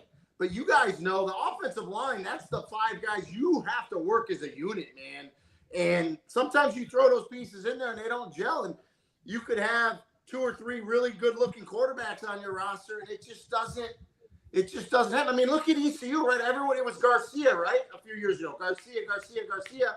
And then Hauser ends up stepping up and being the right guy. So you just never know when you bring in this many new players. And you guys mentioned Memphis earlier, too. Memphis has a strong possibility, probably like a 95% chance. They're going to have 22 new starters. Yeah. They're going to have a new starter at every position on offense and defense. Think about that. That's crazy. But yeah, and they got to open up with UNLV in week 0. I haven't looked at what UNLV did. If they lost a lot in the portal, I would assume they probably lost some. No, I know he lost some for sure. But yeah, there's some great group of 6 versus group of 6 early matchups. I think North Texas plays someone early as well like that too. If it's UNLV or someone like that, I don't know, but there's a couple of American schools that do play UNLV. I don't remember if North Texas. There's a few good early matchups. I would love to see, and I know there's only 8 teams currently in the Pac-12. Maybe they expand with UNLV and Air Force later. I'd love to see a Pac-12 American Challenge every year, where you have, in my opinion, the 2 best group of 6 conferences play each other, and maybe the first, second weekend of the year in non-conference games, the way you see in basketball with a lot of conferences. Yeah. No, and I would love to see it, and I think everyone would love to see SEC Big Ten play every year. Like, with 10 conferences, you could actually do that, right? Yeah. With this scheduling thing, someone had asked me about my game. I technically do know my first game. It's not public, so I can't give it. Is it week 0 or week 1? Week 1. I usually double up week 1 because UCF always plays. Not always, but the last I don't know how many years they play on Thursday nights. You got a Thursday and a Saturday. So I'll do a Thursday, Saturday, and then we'll go from there. My partner. I don't know if you guys. Well, you do watch the news lately, but besides all the movement at ESPN recently, we moved a lot of you're going to see a lot of new broadcast crews. There's going to probably be 20 new broadcast crews. You're going to be like, wow, I've never heard these guys together before. Yeah, they moved a lot of crews together. They probably only kept like 3 crews the same, and I'm one of them with Courtney Lyle. We're together for the 3rd straight year. Courtney is also the voice of women's college volleyball, which has really risen a lot. And they do their game of the week on Sunday.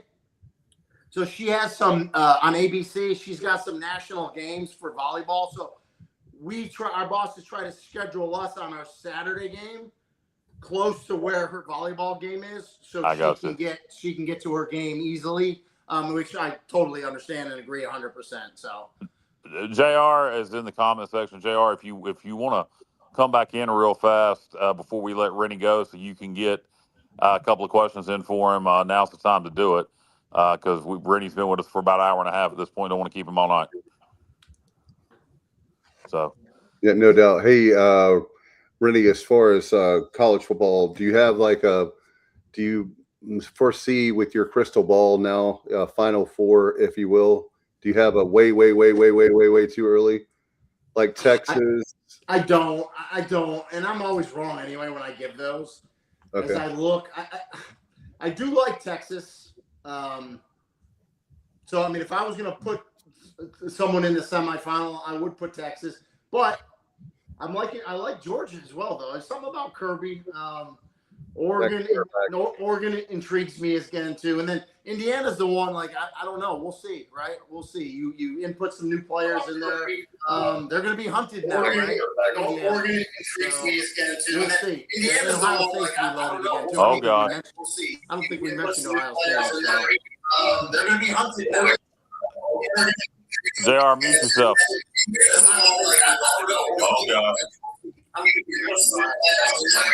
is like the old days. I keep trying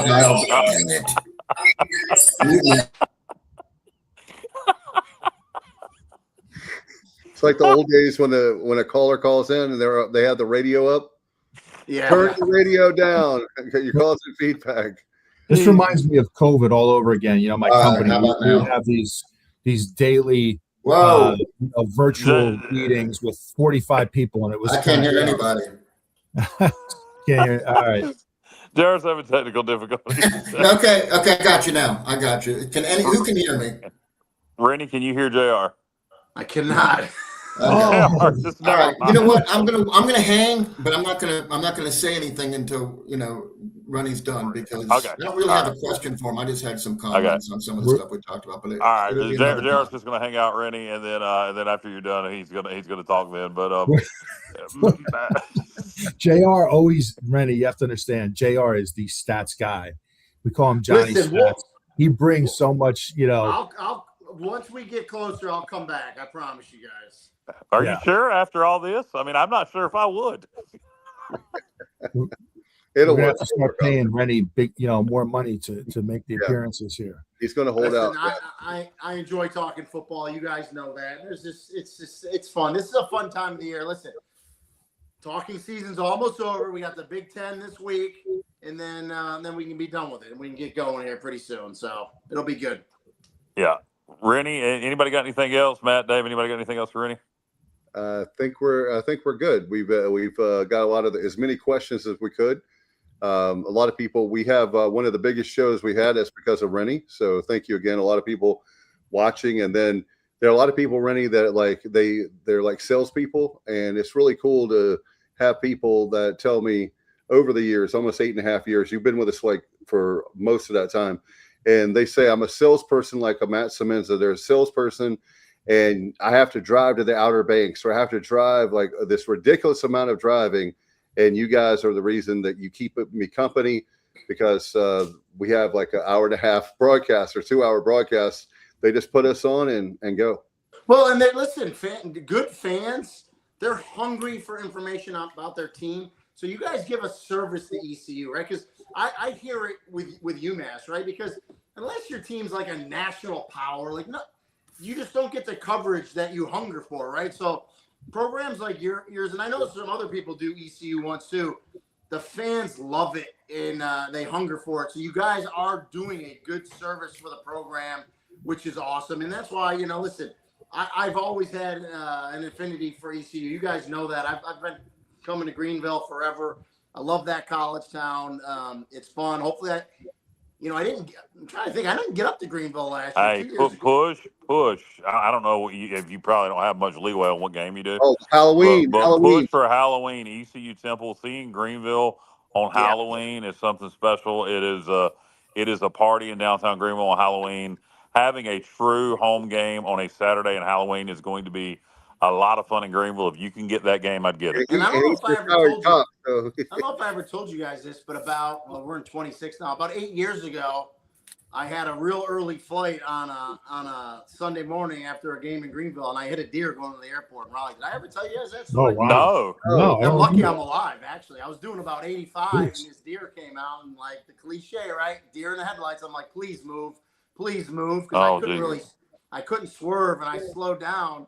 And he ran into like the front side of the car and then went into the woods. I feel bad for the deer, but you guys know, right? It's nothing new. And then I slow down and I'm like, well, the car's still driving. I got to make my flight. So I kept going. And then when I got to National Rent-A-Car at the airport, you should have saw the guy's face. And he goes, oh, my God, you hit a deer. I go, well, technically the deer hit me. It ran into the side of the car. And I said, we're self-insured through Disney. He's like, All right, you're good to go. It happened to me one Oh, time. God. It was actually on an ECU game. Now I'll tell the story real quick. It was after Thanksgiving against UTEP on that would have been 2008, 2009, and we got up to do some Black Friday shop before we went to the game, and a deer ran to the side of our Grand Cherokee we had at the time. We were not going very fast. We just left Walmart, and it didn't damage a damn thing. It is the damnedest thing. I still to this day. We had to wash a little deer blood off the side of the Jeep, but not a damn dent in the Wow. Grand Cherokee. Yeah, you gotta be careful. A lot of deer around there. So. No doubt. Well, Rennie, how can we follow you on social media? You've been great to us tonight. Beyond generous with 90 minutes. Yeah, So no, just at my name, I'm on the two. I'm on X. I guess it's X now, right? X and Instagram. I've actually done a lot on Instagram. It's a lot easier just with quick things and photos. So those two places, X and Instagram, with my name, and I'm the only one, so you're not going to find anyone else. So nice and easy. So all right, enjoyed it, man. Awesome. See you guys. We'll talk again for sure. Thanks very much, Rennie. See you guys. Appreciate you. Bye-bye. ESPN's Rene Ingoglia joining us, and as he still says he's here, but anyway, he can hang out. A lot of technical difficulties, the guys tonight. We had a full house earlier. I don't know if that's what caused the difficulties, but now we got JR back. JR, you can ask Matt questions.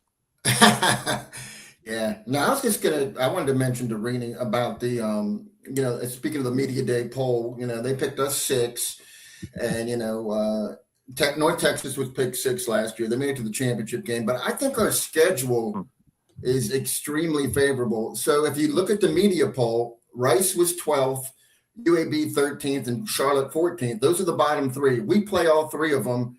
And plus, we play Temple and we play FAU. And we're 4-0 all time against FAU, outscoring them 144-37. And we've won 5 in a row against Temple and have outscored them 223-100. So those two teams seem that we have their number. And I don't want to jinx it, but I mean, I feel good about playing those two teams. Specifically, Matt, you know that FAU's offense is dangerous. We were the first time, the last game of the season against FAU in Boca, that was the first time that a Zach Kitley-led offense did not score a touchdown in 96 games. So, I mean, we really have them figured out. No doubt about it. I mean, did anybody expect, I mean, especially coming off, because UTSA was the week before, correct? Last year? Yeah, that was like kind of the lowest of the lows for last season. That was a disgusting performance down there in San Antonio. And I'll be honest, after that game, I was really kind of questioning where we were. And then for us to turn the corner that quickly and go down to Boca and just really lay a beat down, that was impressive. That was a great turnaround. Obviously set the table for the bowl game against Pitt too. So I'm not quite on board with FAU. Like, I hear a lot of people pumping them up this year. I think they'll be a solid team offensively, but I still think they have a long way to go if you're going to put them like in the upper echelon of this conference. Agreed. Hey, and I have an observation. You mentioned UTSA. Okay, so they're picked 3rd in the media. I'm not giving them that credit yet. I don't think they deserve it. So last season, UTSA on the road, they were 1-3 in conference and were outscored by 102 points. I'm sorry, they were outscored by 55 points. At home, they were 3-1 and they outscored their opponents by 101 points, as we well know. So that's just in 4 games. That means they're winning by an average of 25.3 points per game at home. But on the road, they didn't play a killer schedule. They played Temple, Charlotte, USF, and North Texas, and they were only 1-3. So I think UTSA has to prove they can win on the road before I'm going to take them seriously as a title contender. They got a lot back. They're one of the teams that, for whatever reason, was able to retain a good portion of their talent on offense. So I think they'll be good. I think Florida Atlantic will be good on offense. I think defense is going to be, have they got any better on defense? I think they could look very similar to what they did last year. Be a team that just misses their bowl or just makes a bowl and wins and loses, just high scoring, ridiculous games. Temple's the one to me of the teams that we just talked about that I think is going to be dramatically improved. I think I don't think they're going to be as good as Temple. They got like 4 teams on the first team for Phil Steele, I believe Matt pointed out. I think they're going to be good. I don't know if they're going to be championship contender good potentially, but I do think that Halloween weekend game will be just like it was last year in October. At that point in the season, we were two teams that on paper were both, having great seasons, and Temple fell apart after we blew them out. But I think Halloween weekend is going to be a very similar situation. I think you're going to have 2 teams that are in the thick of a conference race, and that could be another pivotal game where whoever wins, hopefully the other team doesn't fall apart. But I do think Halloween weekend, not only will it be a fun weekend in Greenville, I think that Temple game is going to be big. Yeah. Hey, Casey Keeler. So Temple's had 6 losing seasons in a row, but he did bring them to 5-7 last year. But in 33 years of coaching at all levels, he's never had back-to-back losing seasons. So that's going to be a tough streak to keep alive. But we'll see. I think he's going to do it. Here's the thing, Matt. What do you think about this? How on earth does Temple get these home games every single year? They're playing Penn State at home this season. They played Oklahoma at home last season. They played Miami when Miami was a top 15 team at home in 23, and then BC in 21, SMU in 20, and Georgia Tech and Maryland in 19. These aren't even home and home games. Maybe Penn State will be, I don't know, and OU was a home and home, but Miami and the other games were not. It's hard for a group of 6 school to get in home and home with a huge NFL stadium. They don't have to worry about any fan base and easy travel. Yeah, the only one that makes sense, like the Penn State game, makes sense because obviously in-state. It's a home game for Penn State. It is. It's a chance for them to go into the Philly market and. But to your point, all the other ones, Temple, we've talked about this so many times. Their fan base is just, I hate to say it, but it's almost non-existent. And Kyle and I kind of went back on this last year a little bit because I said, if you take away the band, I would be surprised if there were more than 1,000 people at some of their games last year. I'm talking about 1,000. Forget 5,000. I'm talking 1,000. I would be surprised. Yeah. And if ever there was a team that needed an on-campus, maybe a small erector set, 25,000. There's nowhere to build it. Right, and that's the challenge there. But it is just abysmal. It's for a team to go in there and have to play in that environment in front of a few hundred people. It's not fitting for major college football. But Matt, the American is sponsoring a tailgate fest at a Temple home game. What are they thinking with that move? That's going to be. We're not even a part of that, right? No, but they are. There's no tailgating going on there. They'll get a few hundred people. That's what history says. Yeah. I'll tell you what, guys, really quick. The other guy that really impresses me, kick this off to you guys, but watching Trey Lamb last year, when Tulsa came to Greenville, I was really impressed with his game plan against us. I was impressed with his ability to improvise and adjust during the game as we made adjustments. I was impressed with him at the American Media Day the other day. To me, he's like one of these really young, ambitious, up-and-coming type guys that you're going to see at a major program within, probably 5 or 6 years. What are your thoughts on Trey Lamb at Tulsa? Me or you, Kyle? Whoever wants to. JR, go ahead. Okay. You've been waiting to talk all night. Okay. To me personally, I was impressed with him when Gardner Webb came to town, and he was on pirate radio, and Clip Brock interviewed him, and I was like, I really dig this dude. He gets it, and I think he's going to be a good coach. I'm not saying that it was just obvious. Let me say that it's nothing that I predicted that nobody else would. I'm just saying it was obvious at that point that he was a winner, and that he was going to go to bigger stages, which he did. Yeah, no doubt. You talking about Trey Lamb in Tulsa, Matt? Yeah, exactly. Yep. Yeah, I think in year one, he did the best he could with what he had. He upset Oklahoma State. He came in here and was pretty competitive. Tulsa always plays us competitive. We ended up, putting it away. I think in year two, I think he retained enough talent. I think they did well in the portal. I think Tulsa's team in the American nobody's talking about that I think may be pretty good. And we don't play them, which is a good thing. But I don't know why Tulsa is not getting the same talk that Temple and FAU is getting about potentially being improved. I think they're going to be drastically improved this year. Agreed. Yeah. But Kyle, you remember when he brought Gardner Webb to Greenville? Yeah, I do. Yeah, we kicked their ass. That was a yeah, I do. Yeah, that was the only good game of 2023. It was. Indeed. Guys, we got anything else? I mean, Matt, anything else that from a national college football perspective you wanted to talk about, or anything we need to address ECU related that we haven't?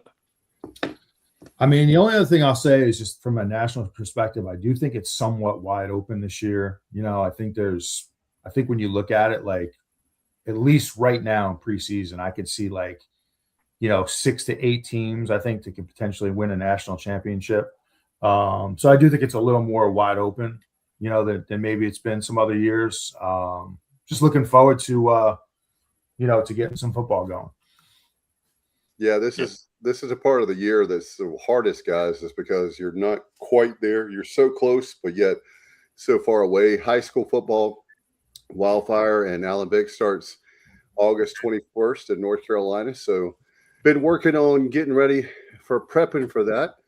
And I know, Wildfire, you've got a soccer. Don't you have a jamboree on Saturday? That we do. We got about a 9-team jamboree going on August 1st. We still have workouts going on Monday and Tuesday, and then we kick off the regular season practices on Wednesday. All right. Sounds good. By the way, looking forward to it. By the way, Kyle, my sister Amy, that Kyle knows, has a really big birthday on Thursday. I want to wish her a happy birthday. I don't want to get killed on air or even off air, so I won't say what number it is, but it's a very significant number. I know, because I believe she was 1 year older than my sister. That's correct. Can I say that way you don't get in trouble? I don't care. I mean, there's a number of how many nifty Amy's 50. Yeah. How about that? I'm getting old as shit too, because that means I'm about to be 46. Yeah. So anyway. No, wait a minute. She's not a year older than my sister. She's just a few months older. Because damn, I just realized my sister's going to be 50 in November. I'm gonna have to give her complete shit about that. Nothing like sibling love. Yeah. Kyle, Dave has shoes that are 46. No doubt. Yeah, he got them when he was. How old are you, Dave? 55. Dave, I'm just kidding, man. I'm your age, just about. I'm just messing with you. Yeah, I'm getting close to double nickels, but not quite. Next year I'll be 54, so I'm at 53 right now. Hey, did y'all talk about Lane Kiffin? I think you did, right? Yeah. Matt, talked to Rennie about him. I love the fact that he just filibustered the whole time at media days. So he didn't take. He just talked because he had to be there. He didn't really want to be there, but who knows? He's one of these guys that he's an attention whore. I hate to say that word, but I can't think of any other term.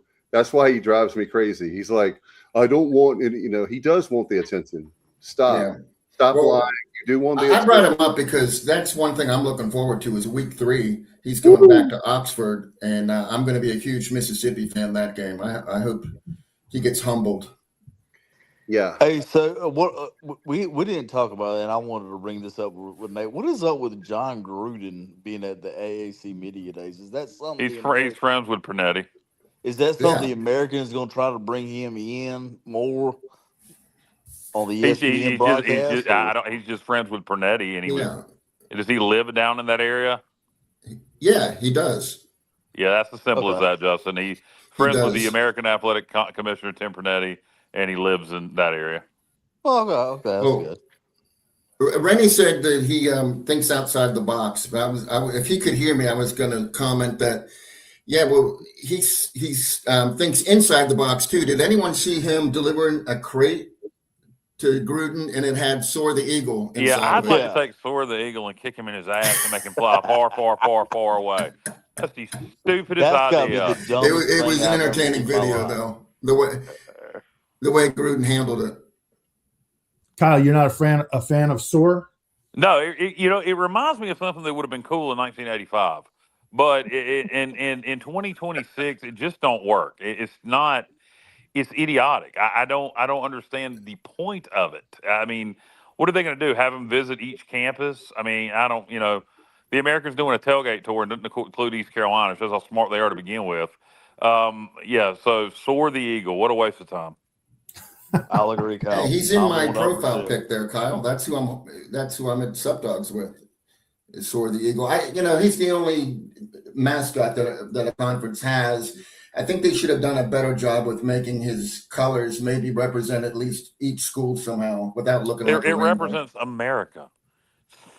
I guess so. Red, white, and blue, baby. Yeah. I you know what, JR? I just zoomed in on your profile picture. I never have done that before. I see you got that idiotic Soar the Eagle with you guys. So Robert says, let's You hire. should have made him choke on a sup crush. Oh, man. Robert Dedrick says, let's hire Gruden when Harold leaves. Let's don't say we did. Oh, you don't want him? I don't think that's going to happen. But no. Well, I mean, if Gruden wants to get into college football, it's not going to be at East Carolina. Yep, that's true. I thought he would have been a candidate for the Penn State job. They made a good hire, though. Season. They made a good hire. They did. Back then was really good. Campbell did a tremendous job at Iowa State. Matt, he's a warm weather dude. Maybe he only wants to work in like southern climates where it's warm. That's my guess. Yeah, that's a good point. We got to get Semenza down here. We'll name the linebacker room after you if you go ahead and come to Matt Semenza linebacker room. Oh man, I wish. I would love to get down there. Looking forward to catching up with some of you guys. I know will be in Tuscaloosa for the Alabama game. 4 out of the 6. Yeah. Bubba will be there as well. So, Alan, are you going to go? Are you going to Tuscaloosa? I have racetrack duties where I announced that weekend. So no. Okay. All right. I wish Dave, we need to work on a pregame show down in Tuscaloosa. Yeah, I think we can do. What do you think about Birmingham? Hey, the Birmingham's fine with me. We did it before. Matt. There's not as much time. You guys can do what you want. I'm not going, but to do an on premises pregame show for a regular season game where people are traveling down on Friday, it's not like a bowl. It's going to be a lot harder to put together. Well, especially with an early start. A good point, Kyle. That is true too. I'm going to have fun regardless. Whatever. Matt's going to be there. It's adult weekend, adulting. Well, some people would debate if it's adulting, but you're going to have adult fun with Matt in Alabama. Is that what you're saying, Dave? What strip joint are we going to, guys? I'm not.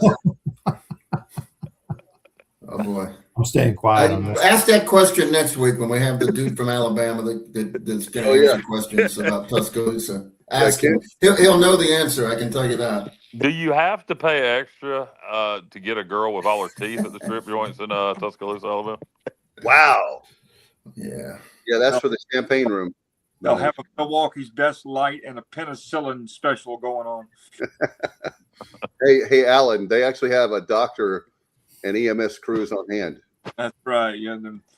Tuesday nights are special. Tuesday nights are name your own venereal disease.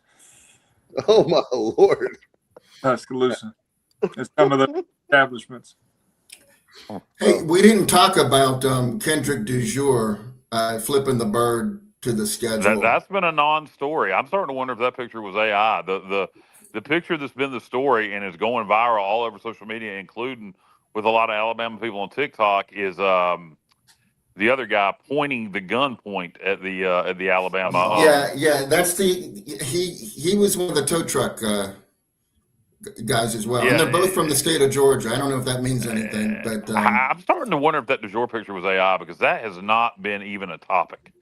It has all been the other kid, and I don't know. I mean, there's rumors. There is a rumor somewhere that he's been kicked off the team. That's a complete rumor as far as I know. But as far as flipping it off, that has become a complete non-story. It's all been the help me out with names, Jr. What Kendrick Dujour was the one flipping the birds, and Yeah, that's become a non-story. And then the other guy, what's his name? I think it was Ladarius Pog. No, it wasn't. It was no. It was a safety that was the part of the tow truck issue.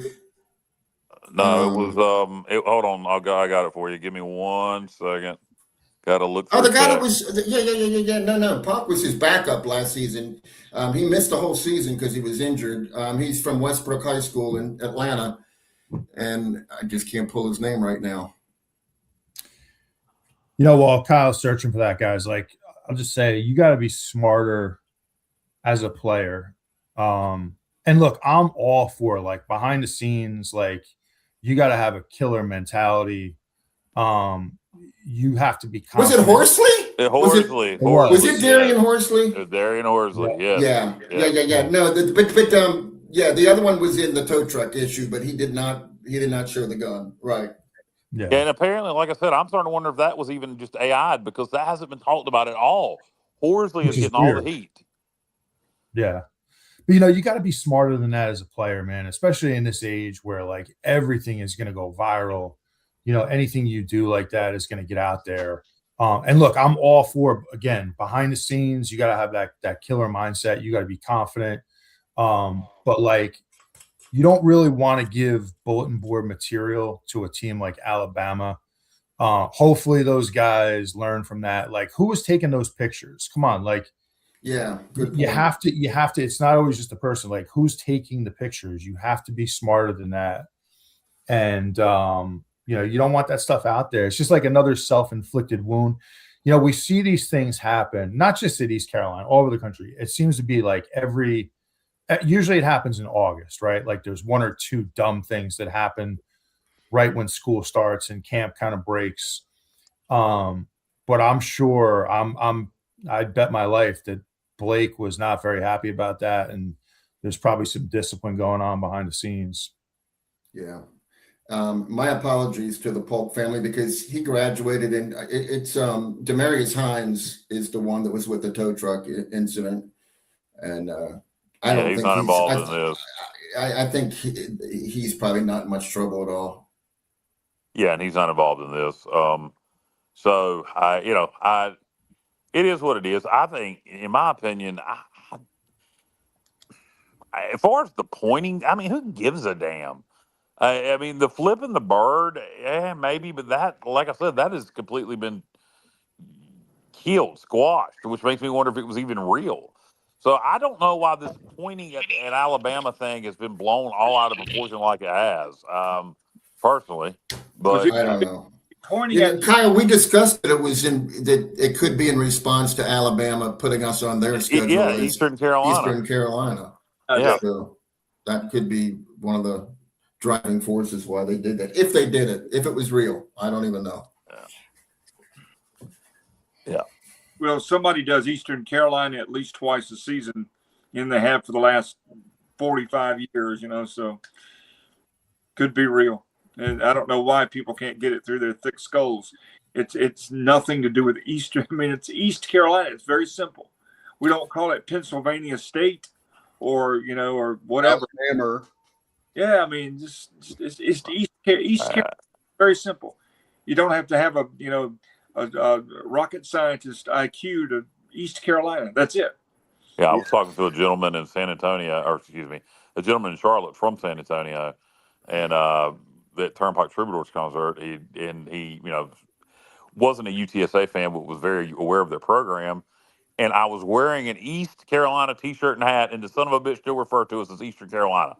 And I immediately corrected him. And he, thankfully he corrected himself after I corrected him. But it amazes me. You're literally in a conference team's market.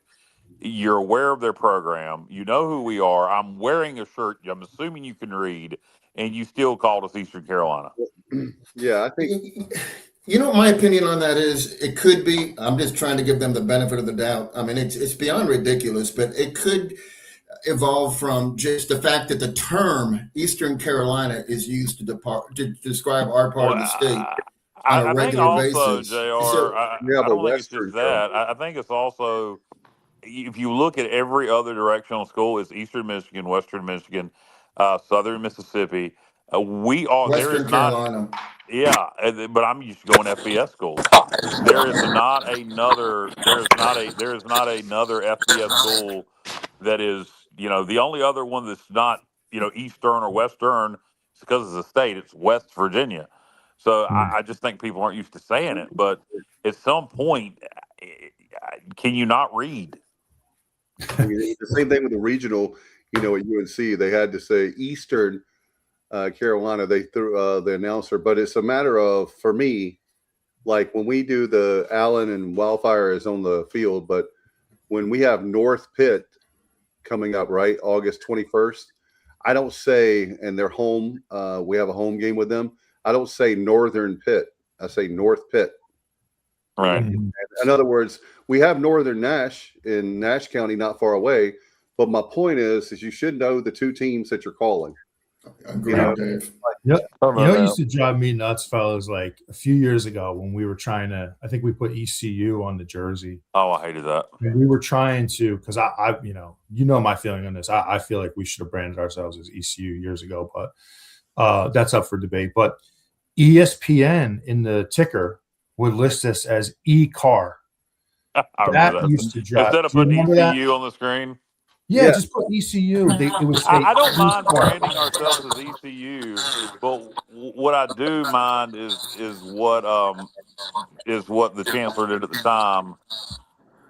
He did not want us referred to East Carolina at all. It wasn't just somebody got some echo. It wasn't just we're going to be branded as ECU. It was do not call us East Carolina at all. And what was that idiot's name? Cecil Staten. Yeah, thank God he's gone. Cecil, are you listening? I guarantee you're not. And the fact that Beth Merkelson would do that to us. East Carolina in the end zones look phenomenal. And remember when they had it where it was ECU? It looked like a rec, like the end zone, like you're playing at a rec league. No, if you're going to do that, if you're going to go that hard with the branding, then what you put in the end zone is Pirates. ECU is too small. Put Pirates in the end zone. I agree with that. But nobody has enough sense to use common sense. But anyway, guys, we got anything else, or are we? I think we're Have we tapped out for tonight? Hello, Alan. No, I was going to say, I'm not echoing him. Is it me? It may have been you, but you're not echoing at this point. Okay, good. It is you, Alan. Okay, all right. I'm gonna mute. All right. There you go. You guys had a great time. I'm really excited about the season. Matt, it's been great to have you, buddy. That means that we get to hang out with you. Yeah, and starting out on August, make the announcement now, starting on August 9th, it will be me, Dave, Matt, JR, Stevie, and Alan. And then on Wednesday nights, we're going to start our Wednesday coverage on August 12th. Justin will join us on Wednesdays, and Matt will not. So they're going to kind of rotate Sunday and Wednesday.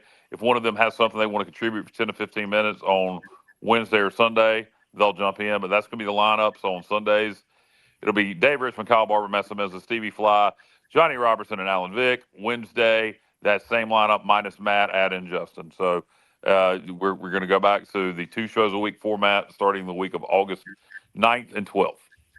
And we have the media day coming up. We don't have an official date and time, but I would think it's going to be August 15th. So we'll see. We'll see about that. Saturday the 15th. But Matt, man, love to. I know we'll see you Tuscaloosa, but love to have you down on Halloween. I think that will be phenomenal.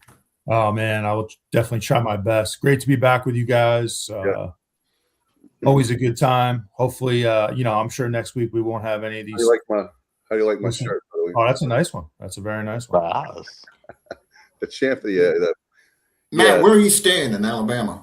It's a good question. I haven't even booked anything yet, but it's probably going to be in Birmingham. Yeah, you damn right it's going to be at this point if you haven't booked anything Yeah. in Tuscaloosa.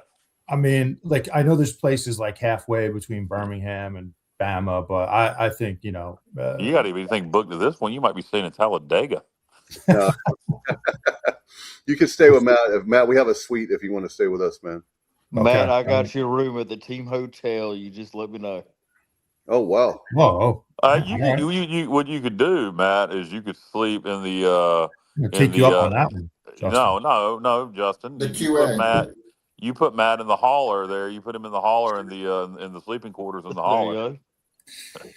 If I'm staying in the hauler, Justin's got to sneak me into field level for the game. So there you go. I've got Matt Samiza field pass ready to go. All access. Appreciate you, brother. Appreciate that. Hey, Sounds Matt, good. so if we beat Alabama, you're going to be jumping up and down in the end zone like you and Bubba? Oh, I'll probably have a heart attack and die on the in the. I think between the heat that day at noon and if that ever happened, Dave, I think I might have a heart attack, and Bubba would be holding that hand out there for a long time. The missed handshake heard around the world. Yeah, with Rajay. Yeah, exactly. And I'll tell you what, if we beat Alabama, I would never let go of Blake Harrell's hand. I'd hold it forever. I believe I'll kiss him right on the mouth. Oh my God. I don't know how his wife would feel about that, but anyway. Oh man. Guys, I had a great time as always. We'll be back next Sunday. And obviously, by the way, you guys are doing a great job of putting stuff up on Facebook. And I know we can work on Instagram and other places, but our social media, but we'll have. I update Facebook and X pretty regularly.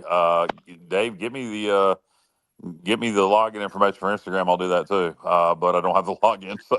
All right. Sounds good. All right, guys. Have a great one. Appreciate you, Matt. Great to have everybody. For Kyle, Johnny, Alan, and Wildfire, I'm Dave Richmond. We'll see you next time on the Sports Objective. Good night, everybody, and go Pirates.